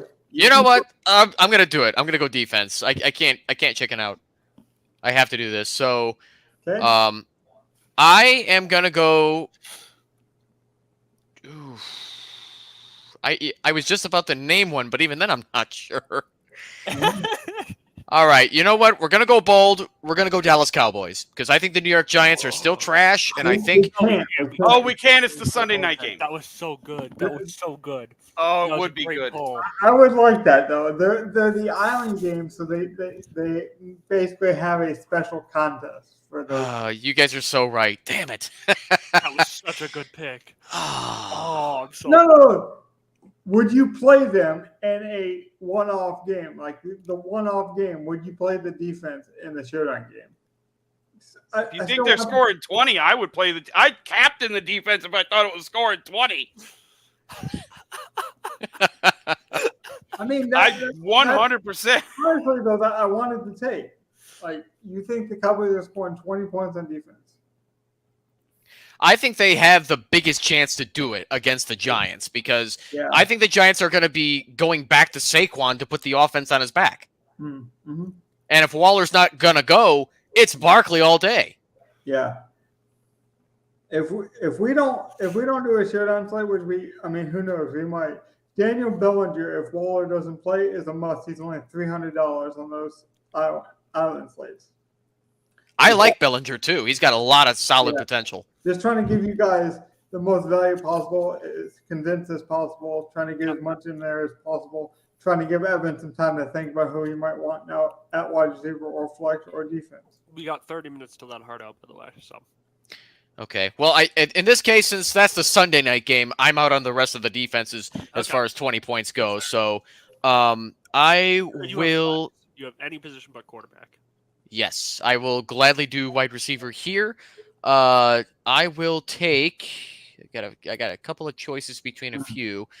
One of my choices was going to be Deontay Johnson, but I think San Francisco's secondary is not going to let him get there. I think we're gonna go Cortland Sutton. Slant boy, new slant boy. I don't think anybody in the Raiders secondary is stopping him. That's beautiful. For someone who doesn't know what they're doing, you sure are pulling out some. He played Dynasty. I'm telling you, most people that play Dynasty know how to build good lineups and DraftKings. That's been my experience. So maybe I'm wrong. Maybe I just know all the best DFS Dynasty players. Did you also mean to correlate it with Josh Jacobs, your other pick? That was completely unintentional. Because it's a great mini stack, to be honest. It really is. It is. I'm telling you, just naturally go. These Dynasty people, they know how to build good lineups. Logan, you close out this lineup with whatever you want, buddy. Oh, I don't know what to do here exactly. Because I have to tell you why he's going to get 20 points, which I don't know. Maybe we talked about it already, but Evan, while I think about this, why do you think Sutton's going to get 20 points? That was part of the prompt, so you have to. So with the hype that's coming out of the preseason with Cortland Sutton, A, looking better, and B, Russell Wilson does like to hit him when he can. I don't. Judy's out. Yep. Marvin Mims needs time to get acquainted with the NFL level. Greg Dulcich, I think, will also be a good security blanket, but since they brought in Adam Troutman, that's scaring a lot of people away with, who's going to be the tight end to catch the passes? I think the number one pass catcher is going to be Sutton. Man, this is different. And who's stopping him on the Raiders? It's fair. It's 100% fair. Man, this is. You're basically looking at like 4,300. You could I go know. with you could go with like unironically a Ben Skoranek if you believe in that, or I don't. Ben Skoranek, he's running behind the rookie. We might see him play fullback because he's done that before. He's I think it was you, Don, that mentioned Cordell Patterson being in the Joker role. To be honest with you, McVay has been using Skoranek as a fullback, as a tight end at times. Oh, you could go Kyle Pitts, maybe. Can you fit something with Pitts? I will go with a Rambo. Yeah. Nice. Nope, Yeah, not going to fit. Nope. Oh, no. I thought he was 41. Yeah. Okay. Jackson? 43. 43 is basically your range for your flex. And then you could still go the min price defense. I like it. He is a slot guy. You got to convince yourself the defense you pick can score 20, so I get it. Yeah, we have to leave them enough upside there. Because we can't get minimum defense on this. Because Reed will be the number one receiver, and we know Love does like to target the middle of the field. That is his role. He has drawn comparisons to a Tim Patrick, very good hands, not fast, very good hands. Hardly, I think his drop percentage in college was one of the best in major, FCS college football. So that's the best I could do with how much money you're on all instead of defense here, Logan. I was like, okay, I don't know whose pick it is. Is it mine? It's yours. It's right back to you with the bring back. You finish this lineup up. Okay. I'm going to do it. I'm going to do the defense that I think is balls out. They're going for it all. The defense is a lot better than people think. Oh my gosh. It's a game that I think a lot of people are going to want the offense for, and so it's going to be underrated. But I think they have the chance to score a lot of points here. Give me the Chargers. If J.C. Jackson is the player that he was when we saw him in New England and he's healthy this year, then you might be onto something. Give me the Chargers here. They got. I don't hate it's good leverage. Everyone's going to be playing the offense in that game. They got Khalil Mack, the defense. Evans, Khalil Mack. I mean, they got a lot of pieces there. They got a safety that can play corner, stop tight ends. Not that you would want. Now that's got weirdly. This is a weirdly correlated lineup. I like it. Unironically, J.C. Jackson for the Patriots was their Tyreek Hill stopper. Yeah. So, well, I just think you can, because they don't have a tight end, you can basically cloud anyone you want. They could cloud, Tua's gonna have trouble making decisions, I think, on the field. And even if he doesn't, like their offensive lineman, their best offensive lineman is hurt. He's not playing. Millie Maker. We have to build the Millie line, correct? Yep. That'll probably be the last thing we do tonight. Let's see. Okay. Correct. So I gotta find it. I do not play the Millie that often. I see it right there, right? This is the Millie. That's correct. We won this because we did our best ball, so I had to build it with the fellows. Okay, like I said, we need to talk through picks. We cannot do what we've been doing. Okay. Yeah, this won't be snake draft. This will be us. I want to do this. Okay. This is a Millie Maker lineup. So the only rule I would say is I'll check ownership, but let's make sure we don't just jam in all of the top plays. If you guys want to know the top owned guy at each position, I can give it to you. I agree. Okay, Gov, you tell me if I'm wrong here. This is the lineup where you got to get crazy, but it has to make sense, right? Exactly. I want to get different from what everyone else is doing. It's not like I want to get crazy. I want to get different from what everyone else is doing while also making a good play. Can I suggest we get Adam's opinion on how we should do this? Because he's a very smart guy. He knows football. We've proven that. He understands concepts. But he has no idea what the Millie contest is. He will be different just based on he hasn't seen pricing. Okay. Yeah, let's do it. Evan, what is your favorite quarterback this week? If you had to pick a quarterback to dominate in fantasy. And we don't care about salary, right? We do not care about salary. We don't care about salary. The only thing I really care about is ownership. And like I said, I can let you know who the top projected owned guys are at any position. And quickly, I never played this lineup or this contest. I think this is the worst contest in DraftKings history. It is a lottery ticket. It is a gimmick. It's to get casuals' attention because they give away, I think, 40% of the prize pool goes to first place, being it is a Millie contest. So I don't like this because there's just so much better other structures out there, and I never chase lottery tickets. So, but we got it with our best ball entries, so this was free. This is like a free roll for us. So we almost have to get uncomfortable. So you're a perfect guy to start this off with. All right. Yeah, we're starting quarterback, which we never do. Yes. Okay. Let's see. 1, 2. Yeah, I'm thinking between two guys right now. Who are they? I'm thinking it's going to be either between Justin Fields or Dak Prescott. Well, again, you can't do the Sunday night game, so no Dallas, New York, no Buffalo Jets. Okay, I forgot about that already. I love that though. That proves that you haven't seen the salary. That proves that you are coming. It's all yeah. We got to get to it now. I'm so. Okay. I think I'm going to play it safe and go Joe Burrow. Burrow is a solid stack. It's not the highest owned game, which was Herbert. Herbert was the one quarterback we really couldn't play. We're not locking him in. We're talking it through, Logan. We're not locking right. No, I just want to pull it up so I can show the people some visual.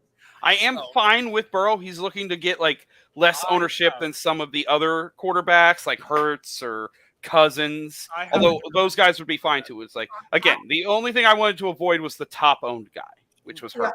I like this because I think he can give you a top guy result. He's going to be lower owned, I believe, because the people are worried about the injury concern. He has an easy, projectable stackability, and I think all three of us have all been high on Chubb and guys from the Browns in different points. So the correlation, which is what you want to do in a contest like this. You want to be able to get everything right. I think this fits basically the what exactly we're trying to do. See, my thing is, I'm on this game 100%. I was looking at the same game. Mm-hmm. I was leaning Deshaun. Why Deshaun over Burrow? He's going to be higher owned though, Donnie, and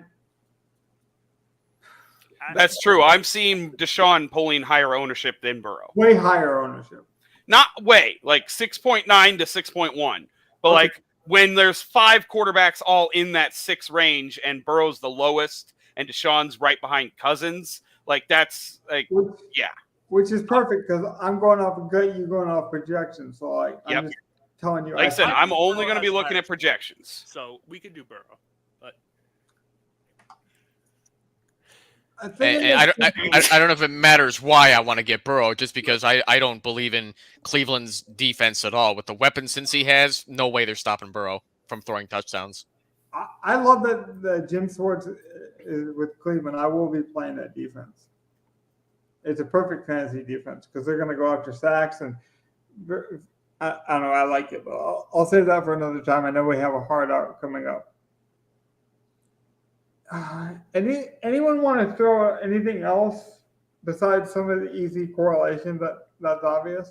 Well, I mean, we probably need to talk through whether we're doing Chase or Higgins or both. Or like are we doubling Burrow? Like, I don't think we necessarily need to double stack him, but we do need to get at least a receiver. I'm not going naked Joe Burrow. I would suggest we double stack it, but I would go Mixon Chase.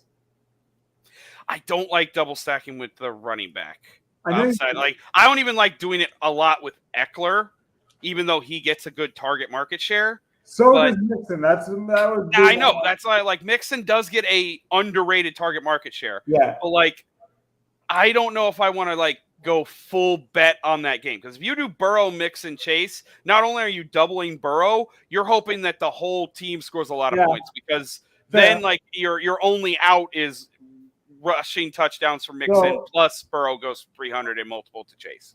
We're locking in a receiver here, though, right? For the Bengals. Yeah, I feel like we definitely need one of Chase or Higgins. We can double him with someone else, but we need one of Chase or Higgins. Mm-hmm. I apologize. I prefer for that. Chase.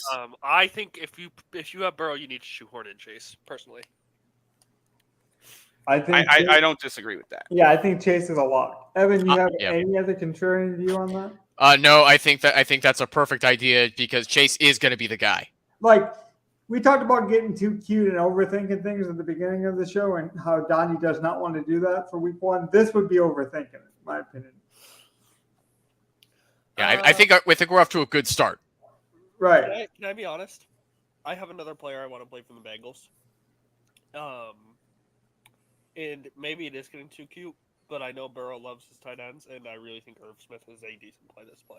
I think that's a solid if we're going to double. If we're getting different, I think this is the play. Okay, so if we're gonna double, we will play the tight end, but I don't want to hold to it. Is there any other thing that you want to do other than a bring back or a double stack?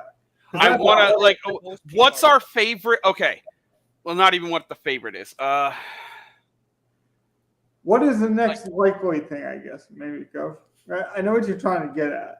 I need a low-owned afternoon game. I need a good afternoon game that's not just like sticking in Keenan Allen and Tyreek Hill or something. We haven't done it yet, but what about like a Raheem Mostert or something like that? That's the thing. Like, do we want to get leverage? Like, how do we want to get leverage off of this Miami Charger game? Do we want to play the low-owned guys from it, or do we want to play the other games around it? I would recommend A-Chain because he's exactly the home run hitter you need. He's one of the fastest guys. He has like legit. Mostert's just as fast. No, he's not. This guy is Olympic level fast. Mostert was tracked for years as the fastest player in the NFL. Yeah, but the ownership for Mostert is going to be higher too. I mean, I'm okay with playing Mostert. I'm saying like this is exactly the type of guy. I don't think we have to go A-Chain. That's like a little reaching. Like, you'd have to really think, oh, he's just going to be the number one back kind of the way people would think Gibbs is, but that's not what I think. So like He might be that's a wrong. really, really like I know it's the Millie, but I think that's really far of a reach. I think Like, is that the way we want to go though? Like we want to play like Mostert and I guess there's not really a low owned Charger outside of like maybe Everett. Is Right. that what we want to do? Is play that really like or? I would be hard against Raheem Mostert, or at least any Dolphins running back. I would not want to risk that even for this. Yeah, see, I think we get better leverage by just not playing that game, but then I think we need a little mini stack from another game. Whether it's the Denver game, whether it's the Seattle game, whether it's the Philly game, but one of those afternoon games. I want to have that late game mini stack. Yeah, no, then I want to get Everett. Like, if I'm going late game leverage, Everett's the guy. I'm fine with Everett. Miami game, and we get like a guy who's going to get 5-6 targets at least. Everett? All right. Gerald Everett at tight end. Okay. I think 5 to 6 is his ceiling. Look at his target. Logan, pull up his targets from last year, just so he kind of. Yeah. And this was before he gets in an offense with Kellen Moore, who was using his tight end in Dallas a lot. Yeah. 8, 5, 3, 6. Scroll down. That's end of the season. Let's see. I'm okay with this because everyone. 4, 2. Keep scrolling down. Okay, but I'm going to make this point. 10, 6, 6, 7, 9. Yeah, like he could easily get 10 targets. I was going to recommend that we either go chalky and go with likely, or we go with a 4:00 tight end for the idea that we either got to say we're going chalky, we're going to cheap, guarantee 20 points at the position, or we're going to say that 20-point likely game doesn't happen, and there's a lot of dead lineups at tight end, and therefore you would need that 4:00, like hammer, Yeah, like that works out good. Right. Even if we play it from the chalky game. So like I don't know, maybe Dolchich, but like I think he's probably the chalkiest tight end of the late games. I was going to recommend Everett or Higbee as like those options because I'd rather just play Everett. I like Everett. Yeah, I'd rather play Everett than Dolchich. Yep. All right, and I think like for those reasons, we can just sort of one-off Everett as our piece of that chalky game. Can I recommend that we go with a wide receiver we haven't spoke about tonight, but I think has still top 10 wide receiver upside and is under 6K? We go with Cooper. Amari Cooper? Amari Cooper I like as a bring back. I can deal with Amari Cooper. I was going to say it looks like from my stuff, there are 2 wide receivers pulling massive ownership. Mm-hmm. Well, actually 3, but the third one is actually Jamar Chase. But since we're stacking Burrow, I'm fine with it.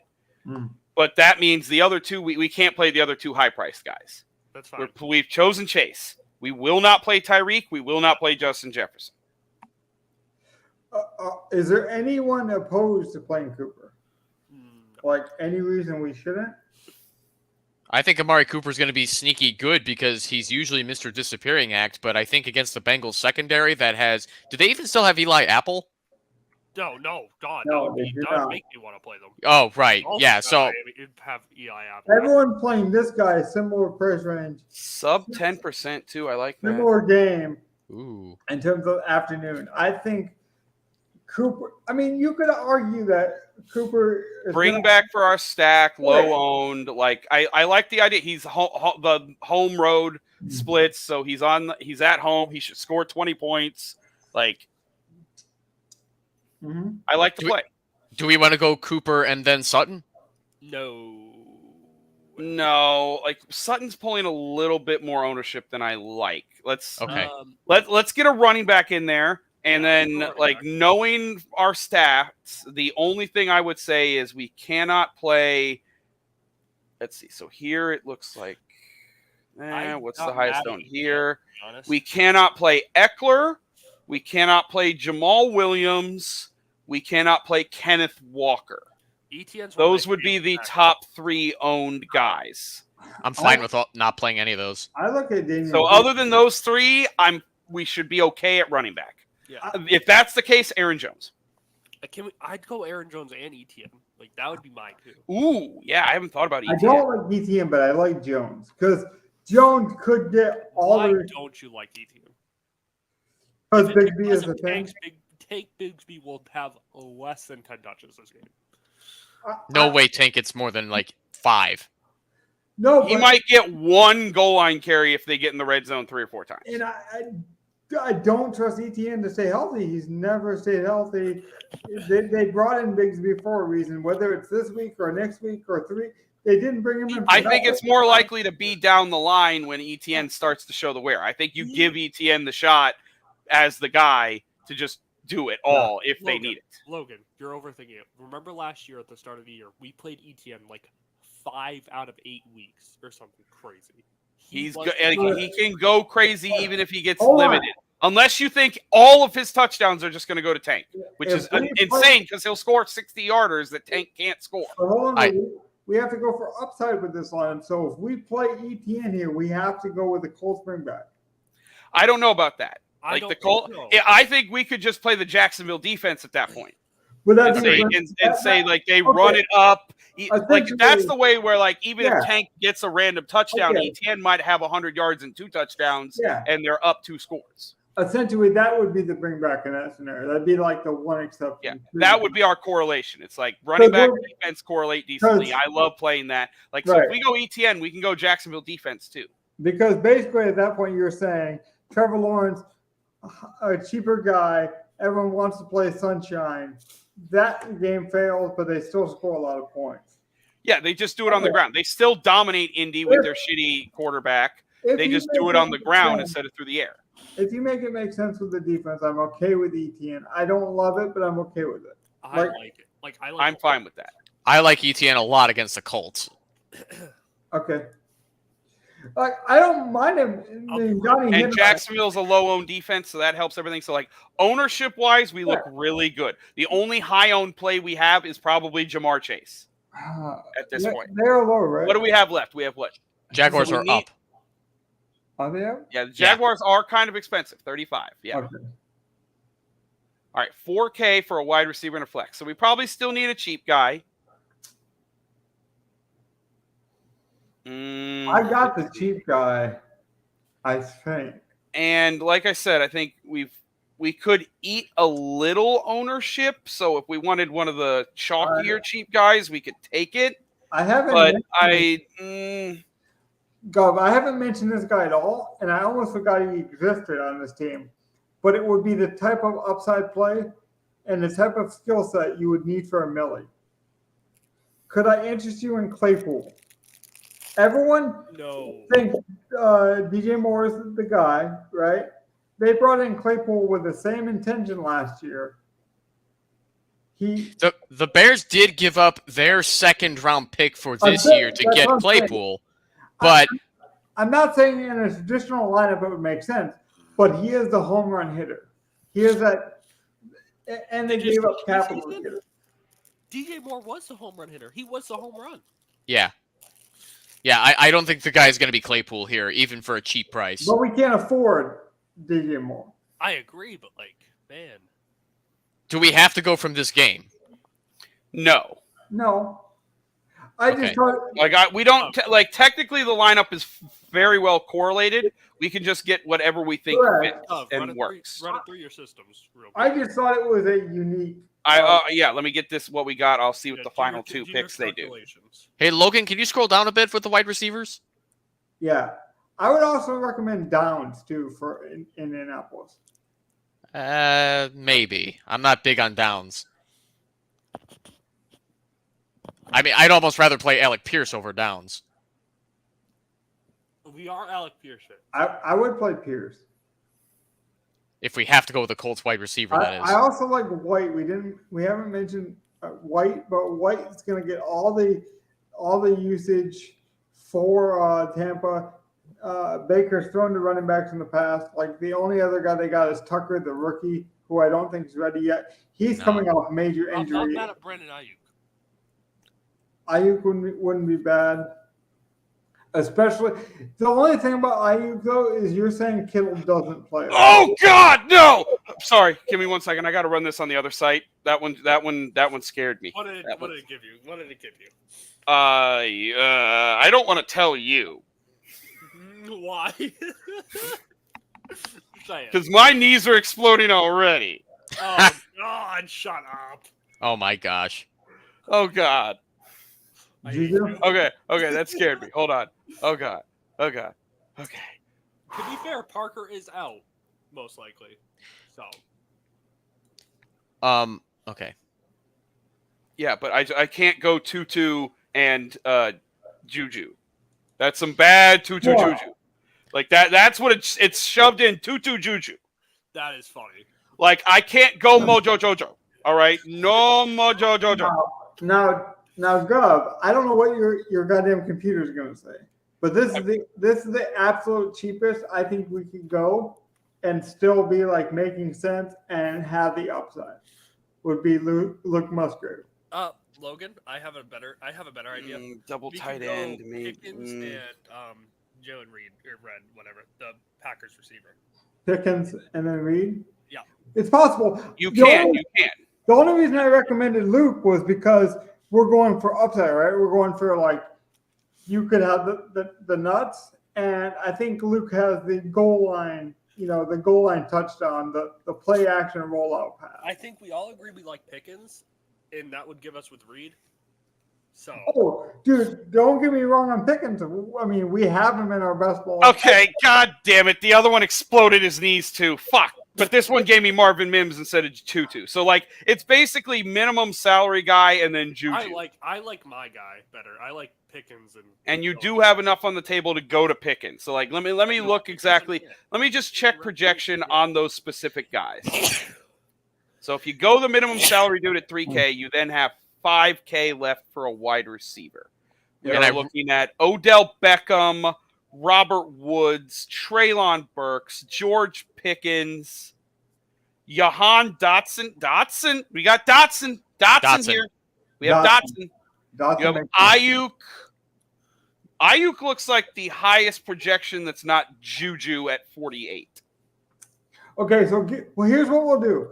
We'll play this totally unique, right? Okay, let me look at ownership. We got 5% for Juju, 4% for Pickens, less than 1% for Dotson. Give Evan the top projected guys and let him choose because I know he's never looked at a projection. I was about to say, when it comes to projection, like they're all within like a point or two, but if it comes to projection, it goes Juju, then Pickens, then Dotson for those three. I would say Pickens has the highest upside if we're swinging for the Millie. Yeah. Like he's lower owned than Juju. His projection's basically the same. I kind of agree. And he has that rookie Odell, like I can catch things with one hand and turn a 1-yard slant into a 90-yard touchdown where Juju's not going to do that. Like I'm trying to think. We don't have any like how can we make this make sense? Like we're saying Burrow has a good game. Like the only other thing we could do is like there is still the possibility to double if you want to pay down to 4,100. To what more? That'd be Tyler Boyd. Yeah. Then you could go up off of Musgrave. But we could also do more too, right? Elijah Moore. I would. Yeah. Like he's 3,800, but I'm not double stacking Cleveland. Yeah, I'm not either. Like if we did more, we do more instead of Cooper, and then we have 2,000 to work with. Right. But I don't want to do that. I like Cooper better. Right. I know. I agree. I'm just giving. I still think Elijah Moore's the number 3. Yeah. Behind Peoples-Jones. I do too. I'm just saying, like, I wanted to walk people through that process. So like, if we're doing Musgrave, like I would either go Tyler Boyd and then find a $3,700 guy that's not a tight end, or just do Musgrave Pickens. So you don't like Reed? To be fair, without Jordan Love or another bring back in that game, I don't want 2 pieces from Green Bay. I just don't think they score enough points to support 2 guys. Agreed. We don't need Musgrave in there. Yeah. No. Like any other 3K guy would be fine with me, even if it was a tight end. Any other 3K guy. What if it is Isaiah Likely? Do we dare touch Likely for this matchup? They are playing the Texans. We can't eat chalk, to be fair. I was about to say we like I said, the I only actually piece like of that. chalk we're really playing is Chase, and he's the third highest wide receiver behind Taylor Jefferson. Because if we I just like look at it as receivers, because likely he's going to pop in the projections come tomorrow morning, when they rerun it. I like No, yeah, he already is in most in Discord talking. He already is. Is there a Baltimore or a Houston player we would play over Pickens? I was gonna say Dotson, but that's not either of those matchups. Because I What's- think Dotson was about the same price. What's Tank Dell's price? Just out of curiosity. He's Way cheap. They're Nico saying- is 47, I don't like Nico. and he has the closest projection to any Yeah, of I those like Collins. I actually think it would be Collins here. That's what I was getting at. But I want to see if you guys got there organically. I know you got to go real soon, Donnie, but I like Collins here. I can't sell you on Collins I don't think Nah. because Pickens has no I'd correlation. much rather play Schultz. I think I would have to agree there. I think Schultz would be the safer security blanket for Stroud. How much is Schultz? 46, I think. Yeah, that's the thing. So we could do him and the flex and then a min-price wide receiver. I think that'd be safer than likely. Oh, I don't think it's safer than likely, to be honest. I know Lamar's throwing to likely. I think we're different enough. We don't need I don't think we need to get too crazy. I don't want to play two tight ends if necessary. So I'd rather just find the cheap wide receiver, whether it's Tutu, Mims, whether it's Puka, whether You can't it's tell me on something, Puka. and then play whatever it is, whether it's Pickens, whether it's Juju. I think that's the way to go. I just thought that the Collins likely thing made sense. That's why I recommended it. I just want to know if you would get there organically without me leaving a witness. You cannot sell me on Tutu or If you wanted correlation, we go Mims, and then we go the low-owned Jacoby Myers. I like Myers a lot, actually. I don't mind it. I just don't know. I don't know if the Raiders offense scores. That's what we want, though. Yeah, but if they do, it's either going to be Garoppolo could feed Adams all night, or maybe Myers is now our good check down guy. This is the worst contest in DraftKings, in the lobby. You need to hit everything. First place takes 40%. Exactly. And I think if you're doing Myers, you're just trying to overthink yourself. That's what you do. Yeah, because that's the thing. Of all these guys between 48, you got Juju, who's given me Myers, Ayuk, Dotson, Pickens. It could be any of those guys. So people will see. I don't care who we don't. Juju. I will not play a Patriots receiver. We do not have have low owned guys everywhere. So it does not matter about ownership. We could play Mims, who's the highest owned guy, and then we could correlate it, or we could play whatever we like at 5. So hold on though. This is another option. We could play Wilson from the Cardinals and then get Dotson, couldn't we? Wilson's the same as any other 3K guy, and I don't want to play Wilson from but I'm saying that's another way to correlate. Okay. Yes, it is another way to correlate, but we already have low ownership. We're not correlating for this. That's the thing. That's our argument. It's we don't really need to do anything crazy. So I would say the contest tells you gotta do something crazy. But. Gov, you're the one against playing two tight ends and having likely in there, right? Say that again. Are you the one against having likely in there as a second? Yeah, I am. I really don't want two tight ends. I'd rather just play one of the cheap receivers at 3K. Here's my thing. Give me any of the receivers at 3K that you think will have more targets next week. Or no, tomorrow. If you can name a receiver that you genuinely believe will have more targets, I'll give it to you. And I'm fine with Reed. I think Reed or Mims could have more targets. Mims could too. Because realistically, here's the thing. If we assume that they're just going to do what they did last year with likely to have a touchdown.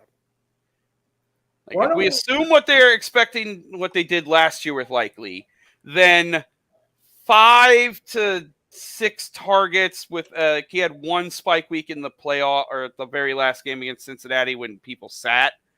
But he was only really good for 4 or 5 targets a game last year. So, like, even if you assume he takes Mark Andrews, like, they said they're going to throw more. He might be using the 3 wide receivers. I think it's entirely possible that Mims or Reed has more targets than have to likely. Go with one of those 2 receivers, though. I would, and I prefer Mims to Reed myself. Now, Especially since we already have Aaron Jones. I know Donnie's got to go. I don't have a hard out, so we could say and build more, talk strategy, whatever. I'm fine with Mims because you're right. We do have Aaron Jones, so we can throw Mims in there. Yeah, let's just throw Mims in the wide receiver spot, and then we have $5K for a flex. No, we could pay down a defense just to give people the idea. I disagree. I like our defense choice. I don't want to change it unless absolutely necessary. No, I just want to show people that we correlated it with one of our guys. Yeah. That was one of the keys. Yeah, I agree with that. I agree with the play. I'm just saying, like, to give people that perspective, like, we're all about process. So I'm saying, like, these are the options. Like, we have $5K. That's plenty of money. There's decent guys. Like, Pickens is good to me. Like, do we have plenty yet? Let's see. We have Green Bay. I think it's Myers. We have Mims, and we have Everett. So we have a couple of late game guys. Like, Myers correlates. Pickens is solid. Juju has the highest projection. No one's going to add ownership to the lineup, so none of that really matters. So it's like, I'm going Pickens. I'm going with the talent. All of those guys have projections of between 10 and 12. So it's like of all the guys with the 10-point or above projection in that range, it's Pickens, it's Ayuk, it's Myers, it's Juju, and then it's Nico. I'm going to submit. And of those 5, I'd just go Pickens.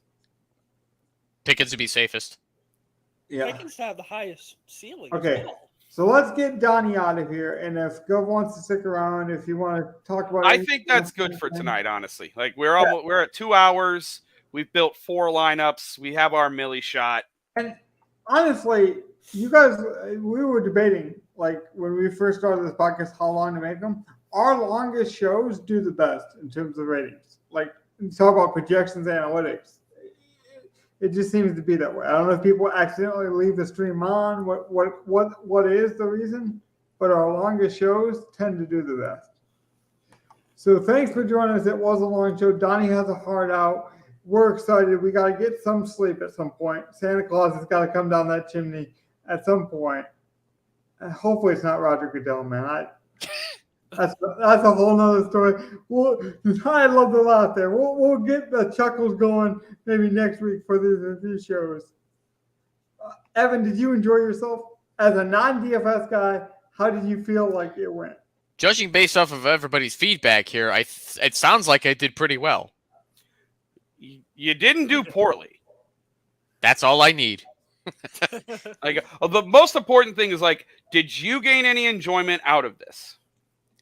With you guys, definitely. Yes. Okay. There you go. Say what? That was for you to look at after we close shop. Okay, got you. I thought you wanted to show the people. No. I thought you wanted to show people behind the curtain. Oh, we can. I mean, if they want to peek at the lineups, but Well, I'm pretty excited. This is the first time you decided you're going to play low stakes, and I think that's a great strategy. And I think it provides value where a lot of people talk about millies, or they talk about, like, I'm putting 20 grand on the line. Also, I just want to point out, in one of my lineups, I have Pickens Reed. So. Yeah. Well, Donnie, you're almost taking the DraftKings version of our Rainmakers, where you're trying to do this as a challenge to yourself. You're trying to do this without putting any, like, real stakes in and see if you can build a lineup and build a bankroll this way. So this would be a fun challenge for you to kind of take on this season. So I like all these little personal goals and challenges. Gov, what's your personal goal or challenge, like, as you're getting ready for Sunday? Like, what's the last thing you want to leave the people with? It's week 1, so whatever feeling you have, go with it, because no one really knows anything. Like, the coaches know, but have they told anyone? The players probably know, but have they gotten to try it out? Like, so whatever your gut feeling is, whatever you feel like with the games, go with it if you're building your lineups. Be smart with your money. Don't just, like, go entering content, just like with anything else. Like, your bankroll management, always. Yeah. Reach. Here's my 15-second pitch to everyone to close up shop. Diversify your portfolio for week one as much as you can. These salaries have been out for a long time. So if you feel like you have an edge somewhere, it might not be in the salaries of DFS week one because of the way they came out. So don't be afraid to sports bet. Don't be afraid to try rainmakers. Don't be afraid to try a best ball. Diversify your portfolio and have fun with it. Don't like go all in thinking you have your chickens before they hatch kind of scenario. Have fun with it. Enjoy football. Like, don't forget to enjoy the actual game of football. Now, hopefully that involves you winning, but like if it's a win or loss scenario, you've already lost even before 1 o'clock, in my opinion. Don't bet more than you can go to sleep on basically the next day. So like whether you're excited or you're depressed because you lost, make sure you can sleep at the end of the day. That'd be my number one advice. With a roof over your head. Well, that's exactly it. Make sure you can sleep whether you win or lose in week one. You're excited, make sure you're not too excited. And also make sure that roof is over your head so that you have some safety. Speaking of which, good night, guys. Make sure you get some rest as well. I'm excited. I think we're all excited. Good night. Night, everyone. Where's my coffee, man? Peace out. Later.